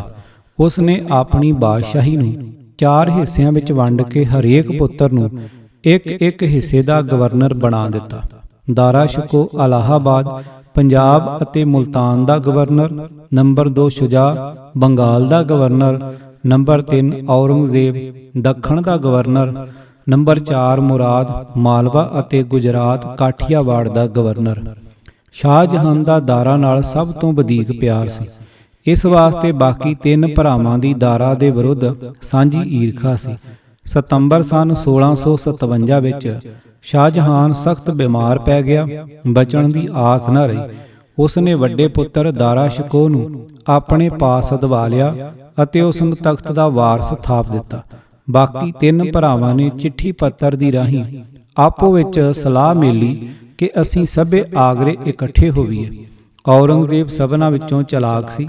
ਉਸ ਨੇ ਇਹ ਬਹਾਨਾ ਪੇਸ਼ ਕੀਤਾ ਕਿ ਦਾਰਾ ਨੇ ਬਾਦਸ਼ਾਹ ਨੂੰ ਨਜ਼ਰਬੰਦੀ ਜਹੀ ਵਿੱਚ ਰੱਖਿਆ ਹੈ, ਅਸਾਂ ਆਪਣੇ ਪਿਓ ਨੂੰ ਉਸ ਦੀ ਗੁਲਾਮੀ ਵਿੱਚੋਂ ਕੱਢਣਾ ਹੈ। ਇਤਨੇ ਨੂੰ ਨਵੰਬਰ ਸਨ 1657 ਵਿੱਚ ਸ਼ਾਹਜਹਾਨ ਬਿਲਕੁਲ ਰਾਜੀ ਹੋ ਗਿਆ, ਪਰ ਮੁਰਾਦ ਨੇ ਬਗਾਵਤ ਕਰ ਦਿੱਤੀ ਅਤੇ ਦਸੰਬਰ ਵਿੱਚ ਉਸ ਨੇ ਆਪਣੇ ਆਪ ਨੂੰ ਬਾਦਸ਼ਾਹ ਅਖਵਾਉਣਾ ਸ਼ੁਰੂ ਕਰ ਦਿੱਤਾ। ਸ਼ੁਜਾ ਨੇ ਵੀ ਬੰਗਾਲ ਵਿੱਚ ਬਗਾਵਤ ਕਰ ਦਿੱਤੀ। ਦਾਰਾ ਨੇ ਮੁਰਾਦ ਅਤੇ ਔਰੰਗਜ਼ੇਬ ਨੂੰ ਆਪੇ ਵਿੱਚ ਪਾੜਨ ਦੇ ਯਤਨ ਕੀਤੇ, ਪਰ ਕਾਮਯਾਬ ਨਾ ਹੋਏ। ਉਹ ਦੋਵੇਂ ਆਪੋ ਆਪਣੇ ਇਲਾਕੇ ਤੋਂ ਫੌਜਾਂ ਲੈ ਕੇ ਦਰਿਆ ਨਰਮਦਾ ਤੋਂ ਉਰਾਰ ਅਪ੍ਰੈਲ ਸਨ 1658 ਦੇ ਅੱਧ ਵਿੱਚ ਇਕੱਠੇ ਹੋ ਗਏ। ਸ਼ਾਹਜਹਾਨ ਨਵੰਬਰ ਸਨ 1657 ਵਿੱਚ ਬਿਮਾਰੀ ਤੋਂ ਵੱਲ ਹੋ ਕੇ ਦਿੱਲੀ ਤੋਂ ਮੁੜ ਆਗਰੇ ਚਲਾ ਗਿਆ ਸੀ। ਦਾਰਾ ਸ਼ਿਕੋ ਵੀ ਉਸ ਦੇ ਪਾਸ ਹੀ ਸੀ। ਜਦੋਂ ਸ਼ਾਹਜਹਾਨ ਨੂੰ ਮੁਰਾਦ ਅਤੇ ਔਰੰਗਜ਼ੇਬ ਬਾਰੇ ਪਤਾ ਲੱਗਾ ਤਾਂ ਉਸ ਨੇ ਦਾਰਾ ਨੂੰ ਫੌਜ ਦੇ ਕੇ ਟਾਕਰਾ ਕਰਨ ਲਈ ਭੇਜਿਆ। ਦਾਰਾ ਨੂੰ ਹਾਰ ਹੋਈ। ਉਹ ਆਗਰੇ ਵਾਪਸ ਭੱਜਿਆ, ਪਰ ਉਸ ਨੂੰ ਇਤਨਾ ਸਹਿਮ ਪਿਆ ਕਿ ਆਗਰੇ ਵੀ ਅਟਕ ਨਾ ਸਕਿਆ। ਬੁੱਢੇ ਤੇ ਕਮਜ਼ੋਰ ਪਿਓ ਨੂੰ ਆਗਰੇ ਛੱਡ ਕੇ ਆਪ ਦਿੱਲੀ ਨੂੰ ਭੱਜ ਆਇਆ। 18 ਜੂਨ 1658 ਨੂੰ ਆਗਰੇ ਪਹੁੰਚ ਕੇ ਔਰੰਗਜ਼ੇਬ ਨੇ ਆਪਣੇ ਪਿਓ ਸ਼ਾਹਜਹਾਨ ਨੂੰ ਕਿਲੇ ਵਿੱਚ ਨਜ਼ਰਬੰਦ ਕਰ ਦਿੱਤਾ ਅਤੇ ਦਾਰਾ ਸ਼ਿਕੋ ਦੀ ਅਲਖ ਮੁਕਾਉਣ ਲਈ ਮੁਰਾਦ ਸਮੇਤ ਦਿੱਲੀ ਨੂੰ ਚੱਲ ਪਿਆ। ਮਥੁਰਾ ਪਹੁੰਚ ਕੇ ਉਸਨੇ ਮੁਰਾਦ ਨੂੰ ਵੀ ਮੌਕਾ ਪਾ ਕੇ ਕੈਦ ਕਰ ਲਿਆ ਅਤੇ ਆਗਰੇ ਭਿਜਵਾ ਦਿੱਤਾ, ਜਿੱਥੇ ਕਿਲੇ ਵਿੱਚ ਉਸ ਨੂੰ ਕਤਲ ਕਰਾ ਦਿੱਤਾ ਗਿਆ। ਘਾਬਰਿਆ ਹੋਇਆ ਦਾਰਾ ਦਿੱਲੀ ਤੋਂ ਵੀ ਭੱਜ ਨਿਕਲਿਆ। ਗੋਇੰਦਵਾਲ ਦੇ ਕੋਲੋਂ ਬਿਆਸਾ ਲੰਘ ਕੇ ਲਾਹੌਰ ਆ ਪੜਿਆ। ਔਰੰਗਜ਼ੇਬ ਨੇ ਦਿੱਲੀ ਪਹੁੰਚ ਕੇ ਕੁਝ ਦਿਨ ਮੁਕਾਮ ਕੀਤਾ, ਫਿਰ ਫੌਜ ਲੈ ਕੇ ਲਾਹੌਰ ਨੂੰ ਚੱਲ ਪਿਆ। ਇਹ ਖਬਰ ਸੁਣਦਿਆਂ ਹੀ ਦਾਰਾ ਲਾਹੌਰ ਤੋਂ ਵੀ ਨੱਸ ਪਿਆ। ਪਹਿਲਾਂ ਮੁਲਤਾਨ ਪਹੁੰਚਿਆ। ਔਰੰਗਜ਼ੇਬ ਨੇ ਵੀ ਲਾਹੌਰ ਤੋਂ ਮੁਲਤਾਨ ਤੱਕ ਦਾਰਾ ਦਾ ਪਿੱਛਾ ਕੀਤਾ। ਮੁਲਤਾਨ ਤੋਂ ਔਰੰਗਜ਼ੇਬ ਆਪ ਦਿੱਲੀ ਨੂੰ ਵਾਪਸ ਆ ਗਿਆ ਅਤੇ ਦਾਰਾ ਦੀ ਅਲਖ ਮੁਕਾਉਣ ਦਾ ਕੰਮ ਆਪਣੇ ਕੁਝ ਜਰਨੈਲਾਂ ਦੇ ਸਪੁਰਦ ਕਰ ਆਇਆ। ਦਾਰਾ ਮੁਲਤਾਨ ਤੋਂ ਸਿੰਧ, ਕੱਛ, ਗੁਜਰਾਤ ਅਤੇ ਮੁੜ ਸਿੰਧ ਵੱਲ ਜੀ ਭਿਆਣਾ ਟੱਕਰਾਂ ਮਾਰਦਾ ਆਖਰ ਦਾਦੇਰ ਦੇ ਕੋਲ ਫੜਿਆ ਗਿਆ ਅਤੇ ਦਿੱਲੀ ਲਿਆ ਕੇ ਕਤਲ ਕੀਤਾ ਗਿਆ। ਔਰੰਗਜ਼ੇਬ ਨੇ ਸ਼ੁਜਾ ਨੂੰ ਵੀ ਆਪਣੇ ਹੱਥ ਵਿਖਾਏ ਕਿ ਉਹ ਵੀ ਨੰਗ ਧੜੰਗ ਹੋ ਕੇ ਕਿਤੇ ਆਕਾਰਨ ਦੇ ਇਲਾਕੇ ਵਿੱਚ ਜਾ ਮਾਰੇ। ਇਸ ਤਰ੍ਹਾਂ ਹਿੰਦੁਸਤਾਨ ਦੀ ਬਾਦਸ਼ਾਹੀ ਔਰੰਗਜ਼ੇਬ ਦੇ ਹੱਥ ਆਈ। ਇਹ ਸਾਰਾ ਜ਼ਿਕਰ ਸਨ 1658 ਦਾ ਹੈ। ਸਿੱਖ ਧਰਮ ਉੱਤੇ ਇੱਕ ਹੋਰ ਚੋਟ। ਇਸ ਗੱਲ ਨੂੰ ਸਮਝਣ ਵਾਸਤੇ ਦਾਰਾ ਸ਼ਿਕੋਹ ਅਤੇ ਔਰੰਗਜ਼ੇਬ ਦੀ ਪਰਸਪਰ ਟੱਕਰ ਨੂੰ ਹੋਰ ਵਧੇਕ ਵੇਰਵੇ ਨਾਲ ਪੜ੍ਹਨ ਦੀ ਲੋੜ ਹੈ। ਔਰੰਗਜ਼ੇਬ ਨੇ ਆਪਣੇ ਪਿਓ ਸ਼ਾਹਜਹਾਨ ਨੂੰ 18 ਜੂਨ ਵਾਲੇ ਦਿਨ ਆਗਰੇ ਕੈਦ ਕੀਤਾ ਸੀ। ਦਾਰਾ ਉਸ ਵੇਲੇ ਆਗਰੇ ਤੋਂ ਭੱਜ ਕੇ ਦਿੱਲੀ ਅੱਪੜਿਆ ਹੋਇਆ ਸੀ। 22 ਜੂਨ ਨੂੰ ਵੀ ਔਰੰਗਜ਼ੇਬ ਅਜੇ ਆਗਰੇ ਹੀ ਸੀ, ਪਰ ਦਾਰਾ ਦਿੱਲੀ ਤੋਂ 22 ਜੂਨ ਨੂੰ ਲਾਹੌਰ ਵੱਲ ਉੱਠ ਨੱਠਾ ਸੀ। ਔਰੰਗਜ਼ੇਬ ਆਗਰੇ ਵੱਲ ਦਾ ਪੱਕਾ ਪ੍ਰਬੰਧ ਕਰਕੇ ਦਾਰਾ ਦਾ ਪਿੱਛਾ ਕਰਨ ਲਈ ਦਿੱਲੀ ਨੂੰ ਚੱਲਿਆ। 5 ਜੁਲਾਈ ਨੂੰ ਉਹ ਮਥੁਰਾ ਪਹੁੰਚਿਆ, ਜਿੱਥੇ ਉਸਨੇ ਇਸ ਮੁਹਿੰਮ ਵਿੱਚ ਆਪਣੇ ਸਾਥੀ ਅਤੇ ਸਕੇ ਭਰਾ ਮੁਰਾਦ ਨੂੰ ਕੈਦ ਕਰ ਲਿਆ। ਦਾਰਾ 23 ਜੁਲਾਈ ਨੂੰ ਲਾਹੌਰ ਪਹੁੰਚ ਗਿਆ, ਪਰ ਔਰੰਗਜ਼ੇਬ ਉਸ ਵੇਲੇ ਅਜੇ ਦਿੱਲੀ ਹੀ ਸੀ। 31 ਜੁਲਾਈ ਨੂੰ ਵੀ ਔਰੰਗਜ਼ੇਬ ਦਿੱਲੀ ਹੀ ਸੀ। ਉਸ ਦਿਨ ਉਸਨੇ ਉੱਥੇ ਆਪਣੇ ਹਿੰਦੁਸਤਾਨ ਦਾ ਬਾਦਸ਼ਾਹ ਬਣਨ ਦਾ ਐਲਾਨ ਕੀਤਾ ਸੀ। ਦਿੱਲੀ ਦੇ ਸਾਰੇ ਪ੍ਰਬੰਧ ਪੱਕੇ ਕਰਕੇ ਔਰੰਗਜ਼ੇਬ ਫੌਜ ਲੈ ਕੇ ਲਾਹੌਰ ਨੂੰ ਰਵਾਨਾ ਹੋਇਆ। ਰੋਪੜ ਦੇ ਕੋਲੋਂ ਉਸ ਦੀ ਫੌਜ ਨੇ 15 ਅਗਸਤ ਨੂੰ ਦਰਿਆ ਸਤਲੁਜ ਪਾਰ ਕੀਤਾ। ਰੋਪੜ ਤੋਂ ਔਰੰਗਜ਼ੇਬ ਫੌਜ ਸਮੇਤ ਗੋਇੰਦਵਾਲ ਆਇਆ, ਜਿੱਥੇ ਉਹ ਦਰਿਆ ਬਿਆਸ ਤੋਂ ਪਾਰ ਲੰਘ ਕੇ ਲਾਹੌਰ ਪਹੁੰਚਿਆ। ਗੋਇੰਦਵਾਲ ਤੋਂ ਲਾਹੌਰ ਵੱਧ ਤੋਂ ਵੱਧ 2 ਦਿਨਾਂ ਦਾ ਪੈਂਡਾ ਹੈ। 13 ਜੁਲਾਈ ਨੂੰ ਲਾਹੌਰ ਪਹੁੰਚਣ ਵਾਲਾ ਦਾਰਾ ਸ਼ਿਕੋਹ ਗੋਇੰਦਵਾਲ ਦੇ ਕੋਲੋਂ 11 ਜੁਲਾਈ ਨੂੰ ਲੰਘਿਆ ਸੀ। ਔਰੰਗਜ਼ੇਬ ਅਜੇ ਉਸ ਵੇਲੇ ਦਿੱਲੀ ਵਿੱਚ ਸੀ ਜਦੋਂ ਉਸ ਦੀਆਂ ਫੌਜਾਂ ਰੋਪੜ ਦੇ ਕੋਲੋਂ ਸਤਲੁਜ ਲੰਘ ਰਹੀਆਂ ਸਨ। ਉਸ ਤੋਂ ਸਵਾ ਮਹੀਨਾ ਪਹਿਲਾਂ ਦਾਰਾ ਬਿਆਸਾ ਲੰਘ ਚੁੱਕਿਆ ਸੀ। ਅਸੀਂ ਪਿੱਛੇ ਪੜ੍ਹ ਚੁੱਕੇ ਹਾਂ ਕਿ ਸ਼ਾਹਜਹਾਨ ਨੇ ਹਿੰਦੂਆਂ ਨੂੰ ਇਸਲਾਮ ਵੱਲ ਪ੍ਰੇਰਿਤ ਕਰਨ ਵਾਸਤੇ ਉਹਨਾਂ ਦੇ ਵਿਰੁੱਧ ਕੁਝ ਹੁਕਮ ਜਾਰੀ ਕੀਤੇ ਸਨ, ਜਿਨ੍ਹਾਂ ਦੇ ਕਾਰਨ ਹਿੰਦੂ ਕੌਮ ਉੱਤੇ ਬੜਾ ਸਹਿਮ ਪੈ ਗਿਆ ਸੀ। ਗੁਰੂ ਹਰਿਰਾਏ ਸਾਹਿਬ ਨੇ ਇਸ ਸਹਿਮ ਵਿੱਚ ਹਿੰਦੂ ਜਨਤਾ ਨੂੰ ਸਹਾਰਾ ਦੇਣ ਲਈ ਕੀਰਤਪੁਰ ਤੋਂ ਚੱਲ ਕੇ 4 ਸਾਲ ਸਨ 1654 ਤੋਂ 1658 ਤੱਕ ਦੁਆਬੇ, ਮਾਲਵੇ ਅਤੇ ਮਾਝੇ ਦੇ ਪਿੰਡ-ਪਿੰਡ ਚੱਕਰ ਲਾਇਆ ਸੀ। ਜਦੋਂ ਦਾਰਾ ਸ਼ਿਕੋਹ ਜੀ ਭਿਆਣਾ ਦਿੱਲੀ ਤੋਂ ਲਾਹੌਰ ਨੂੰ ਨੱਠਾ ਆ ਰਿਹਾ ਸੀ, ਉਨੀ ਦਿਨੀ ਗੁਰੂ ਹਰਿਰਾਏ ਸਾਹਿਬ ਗੋਇੰਦਵਾਲ ਸਨ। ਸ਼ਾਹੀ ਸੜਕ ਗੋਇੰਦਵਾਲ ਦੇ ਪਾਸੋਂ ਹੀ ਲੰਘਦੀ ਸੀ। ਦਾਰਾ ਸ਼ਿਕੋਹ ਸੂਫੀ ਖਿਆਲਾਂ ਦਾ ਖੁੱਲ੍ਹਦਿਲਾ ਆਦਮੀ ਸੀ। ਗੁਰੂ ਹਰਿਰਾਏ ਸਾਹਿਬ ਦਾ ਪੁਰਾਣਾ ਕਦਰਦਾਨ ਸੀ। ਲੰਘਦਾ ਲੰਘਦਾ ਸਤਿਗੁਰੂ ਜੀ ਨੂੰ ਵੀ ਮਿਲਿਆ। ਕੋਈ ਕਾਹਲੀ ਜਾਂ ਘਬਰਾਹਟ ਵਾਲੀ ਗੱਲ ਤਾਂ ਹੈ ਹੀ ਨਹੀਂ ਸੀ। ਔਰੰਗਜ਼ੇਬ ਅਜੇ 300 ਮੀਲਾਂ ਦੀ ਵਿੱਥ ਉੱਤੇ ਦਿੱਲੀ ਬੈਠਾ ਹੋਇਆ ਸੀ। ਦਾਰਾ ਅਤੇ ਔਰੰਗਜ਼ੇਬ ਦੇ ਇਸ ਝਗੜੇ ਬਾਰੇ ਇੱਥੇ ਇਹ ਗੱਲ ਵੀ ਪਾਠਕ ਚੇਤੇ ਰੱਖਣ ਕਿ ਦਾਰਾ ਨੰਗ ਧੜੰਗ ਹੋ ਕੇ ਨਹੀਂ ਭੱਜਾ ਜਾ ਰਿਹਾ ਸੀ। ਉਹ ਦਿੱਲੀ ਦਾ ਸਾਰਾ ਸ਼ਾਹੀ ਖਜ਼ਾਨਾ ਉੱਥੋਂ ਲੈ ਕੇ ਤੁਰਿਆ ਸੀ। ਸ਼ਾਹਜਹਾਨ ਨੇ ਵੀ ਆਗਰੇ ਤੋਂ ਆਪਣੇ ਸਾਰੇ ਹੀਰੇ ਜਵਾਹਰਾਤ ਦੇ ਦਿੱਤੇ ਸਨ। ਇਤਨੇ ਕੀਮਤੀ ਖਜ਼ਾਨੇ ਫੌਜਾਂ ਤੇ ਜਰਨੈਲਾਂ ਤੋਂ ਬਿਨਾਂ ਸਾਂਭੇ ਨਹੀਂ ਜਾ ਸਕਦੇ। ਦਾਰੇ ਕੋਲ ਫੌਜ ਵੀ ਸੀ, ਦਾਰਾ ਦੇ ਪਾਸ ਵਫਾਦਾਰ ਜਰਨੈਲ ਵੀ ਸਨ, ਪਰ ਦਾਰਾ ਦੇ ਕੋਲ ਸੂਰਮਿਆਂ ਵਾਲਾ ਦਿਲ ਨਹੀਂ ਸੀ। ਬਹੁਤੇ ਲਾਡਾਂ ਵਿੱਚ ਪਲਿਆ ਦਾਇਰਾ ਕਾਇਰ ਦਿਲ ਹੋ ਚੁੱਕਾ ਸੀ। ਔਰੰਗਜ਼ੇਬ ਦਾ ਨਾਮ ਸੁਣ ਕੇ ਹੀ ਉਸ ਨੂੰ ਸੱਤੇ ਸੁੱਧਾਂ ਭੁੱਲ ਜਾਂਦੀਆਂ ਸਨ। ਸਾਰਾ ਪੰਜਾਬ ਦਾਰਾ ਨੂੰ ਪਿਆਰ ਕਰਦਾ ਸੀ। ਲਾਹੌਰ ਉਸ ਨੇ ਦਿਨਾਂ ਵਿੱਚ ਹੀ 20,000 ਜਵਾਨ ਭਰਤੀ ਕਰ ਲਏ ਸਨ, ਪਰ ਔਰੰਗਜ਼ੇਬ ਅਜੇ ਸਤਲੁਜ ਬਿਆਸਾ ਦੇ ਵਿਚਕਾਰ ਹੀ ਸੀ ਕਿ ਜਰਨੈਲਾਂ ਦੇ ਮੋੜਦਿਆਂ ਦਾਰਾ 28 ਅਗਸਤ ਨੂੰ ਲਾਹੌਰੋਂ ਮੁਲਤਾਨ ਨੂੰ ਭੱਜ ਪਿਆ। ਅਸੀਂ ਵੇਖ ਰਹੇ ਸਾਂ ਕਿ ਬਿਆਸਾ ਲੰਘਣ ਵੇਲੇ ਦਾਰਾ ਨੂੰ ਕਿਸੇ ਹੋਰ ਫੌਜ ਦੀ ਲੋੜ ਨਹੀਂ ਸੀ, ਰੁਪਏ ਦੀ ਲੋੜ ਨਹੀਂ ਸੀ। ਪਿੱਛੋਂ ਦਿੱਲੀ ਵੱਲੋਂ ਵੀ ਕੋਈ ਨੇੜੇ ਦਾ ਖਤਰਾ ਨਹੀਂ ਸੀ। ਸਿਰਫ ਪੁਰਾਣੀ ਜਾਣ ਪਛਾਣ ਦੇ ਕਾਰਨ ਦਾਰਾ ਨੇ ਲੰਘਦਿਆਂ ਗੋਇੰਦਵਾਲ ਗੁਰੂ ਹਰਿਰਾਏ ਸਾਹਿਬ ਦਾ ਦਰਸ਼ਨ ਕੀਤਾ। ਅਸੀਂ ਪਿੱਛੇ ਪੜ੍ਹਦੇ ਚਲੇ ਆ ਰਹੇ ਹਾਂ ਕਿ ਜਾਤ ਅਭਿਮਾਨੀ ਲੋਕਾਂ ਦੀ ਸਿੱਖ ਧਰਮ ਨਾਲ ਟੱਕਰ ਮੁੱਢ ਤੋਂ ਹੀ ਲੱਗ ਪਈ ਸੀ। ਗੋਇੰਦਵਾਲ ਦੇ ਵਸਨੀਕਾਂ ਨੇ ਉਸ ਵਿੱਚ ਖਾਸ ਹਿੱਸਾ ਲਿਆ ਸੀ। ਗੁਰੂ ਹਰਿਰਾਏ ਸਾਹਿਬ ਨੂੰ ਉੱਥੇ ਆਇਆਂ ਵੇਖ ਕੇ ਉਹਨਾਂ ਦੇ ਈਰਖਾ ਵਾਲੇ ਪੁਰਾਣੇ ਅੱਲੇ ਜ਼ਖਮ ਫਿਰ ਛਿੱਲੇ ਗਏ। ਜ਼ਖਮ ਛਿੱਲੇ ਜਾਣ ਦਾ ਇੱਕ ਨਵਾਂ ਕਾਰਨ ਵੀ ਬਣਿਆ ਹੋਇਆ ਸੀ। ਸ਼ਾਹਜਹਾਨ ਨੇ ਹਿੰਦੂ ਮੰਦਰਾਂ ਦੇ ਵਿਰੁੱਧ ਤਾਂ ਹੁਕਮ ਜਾਰੀ ਕੀਤੇ ਸਨ, ਪਰ ਸਿੱਖ ਗੁਰਦੁਆਰੇ ਸਗੋਂ ਨਵੇਂ ਬਣ ਰਹੇ ਸਨ। ਈਰਖਾ ਦੀ ਇਹ ਚੁੱਭ ਕੁਦਰਤੀ ਸੀ। ਲਾਹੌਰ ਦੇ ਦਰਬਾਰ ਵਿੱਚ ਅੱਗੇ ਹੀ ਸਿੱਖ ਧਰਮ ਦੇ ਵਿਰੁੱਧ ਧੜਾ ਬਣਿਆ ਹੋਇਆ ਸੀ। ਉਹ ਸਿਰਫ ਦਾਰਾ ਦੇ ਗਵਰਨਰ ਬਣਨ ਦੇ ਸਮੇਂ ਤੋਂ ਦੱਬੇ ਹੋਏ ਸਨ। ਹੁਣ ਜਦੋਂ ਦਾਰਾ ਦੀ ਤਾਕਤ ਦਾ ਸੂਰਜ ਡੁੱਬ ਗਿਆ, ਔਰੰਗਜ਼ੇਬ ਲਾਹੌਰ ਪਹੁੰਚਿਆ, ਤਾਂ ਵਿਰੋਧੀ ਧੜੇ ਨੇ ਉਸ ਦੇ ਕੰਨ ਭਰੇ ਕਿ ਉਸ ਦੇ ਵੈਰੀ ਦਾਰਾ ਸ਼ਿਕੋਹ ਨੂੰ ਗੁਰੂ ਹਰਿਰਾਏ ਸਾਹਿਬ ਨੇ ਮਦਦ ਦਿੱਤੀ ਸੀ। ਸਿੱਖ ਕੌਮ ਦੀ ਤਾਕਤ ਦਿਨੋਂ ਦਿਨ ਵੱਧ ਰਹੀ ਹੈ, ਜੋ ਹਕੂਮਤ ਵਾਸਤੇ ਖਤਰਨਾਕ ਸਾਬਤ ਹੋ ਸਕਦੀ ਹੈ। ਅੱਗੇ ਵੀ ਇਹਨਾਂ ਤੋਂ ਪਹਿਲੇ ਗੁਰੂ ਹਰਗੋਬਿੰਦ ਸਾਹਿਬ ਨੇ ਮੁਗਲ ਹਾਕਮਾਂ ਦੇ ਸਾਹਮਣੇ ਸਿਰ ਚੁੱਕਣ ਦੀ ਦਲੇਰੀ ਕੀਤੀ ਸੀ। ਸ਼ਾਹੀ ਸੱਦਾ 28 ਅਗਸਤ 1658 ਨੂੰ ਲਾਹੌਰੋਂ ਚੱਲ ਕੇ ਦਾਰਾ ਸ਼ਿਕੋਹ 15 ਸਤੰਬਰ ਨੂੰ ਮੁਲਤਾਨ ਪਹੁੰਚਿਆ। ਔਰੰਗਜ਼ੇਬ ਵੀ ਫੌਜ ਲੈ ਕੇ ਉਸ ਦੇ ਪਿੱਛੇ 10 ਅਕਤੂਬਰ ਨੂੰ ਮੁਲਤਾਨ ਅੱਪੜਿਆ।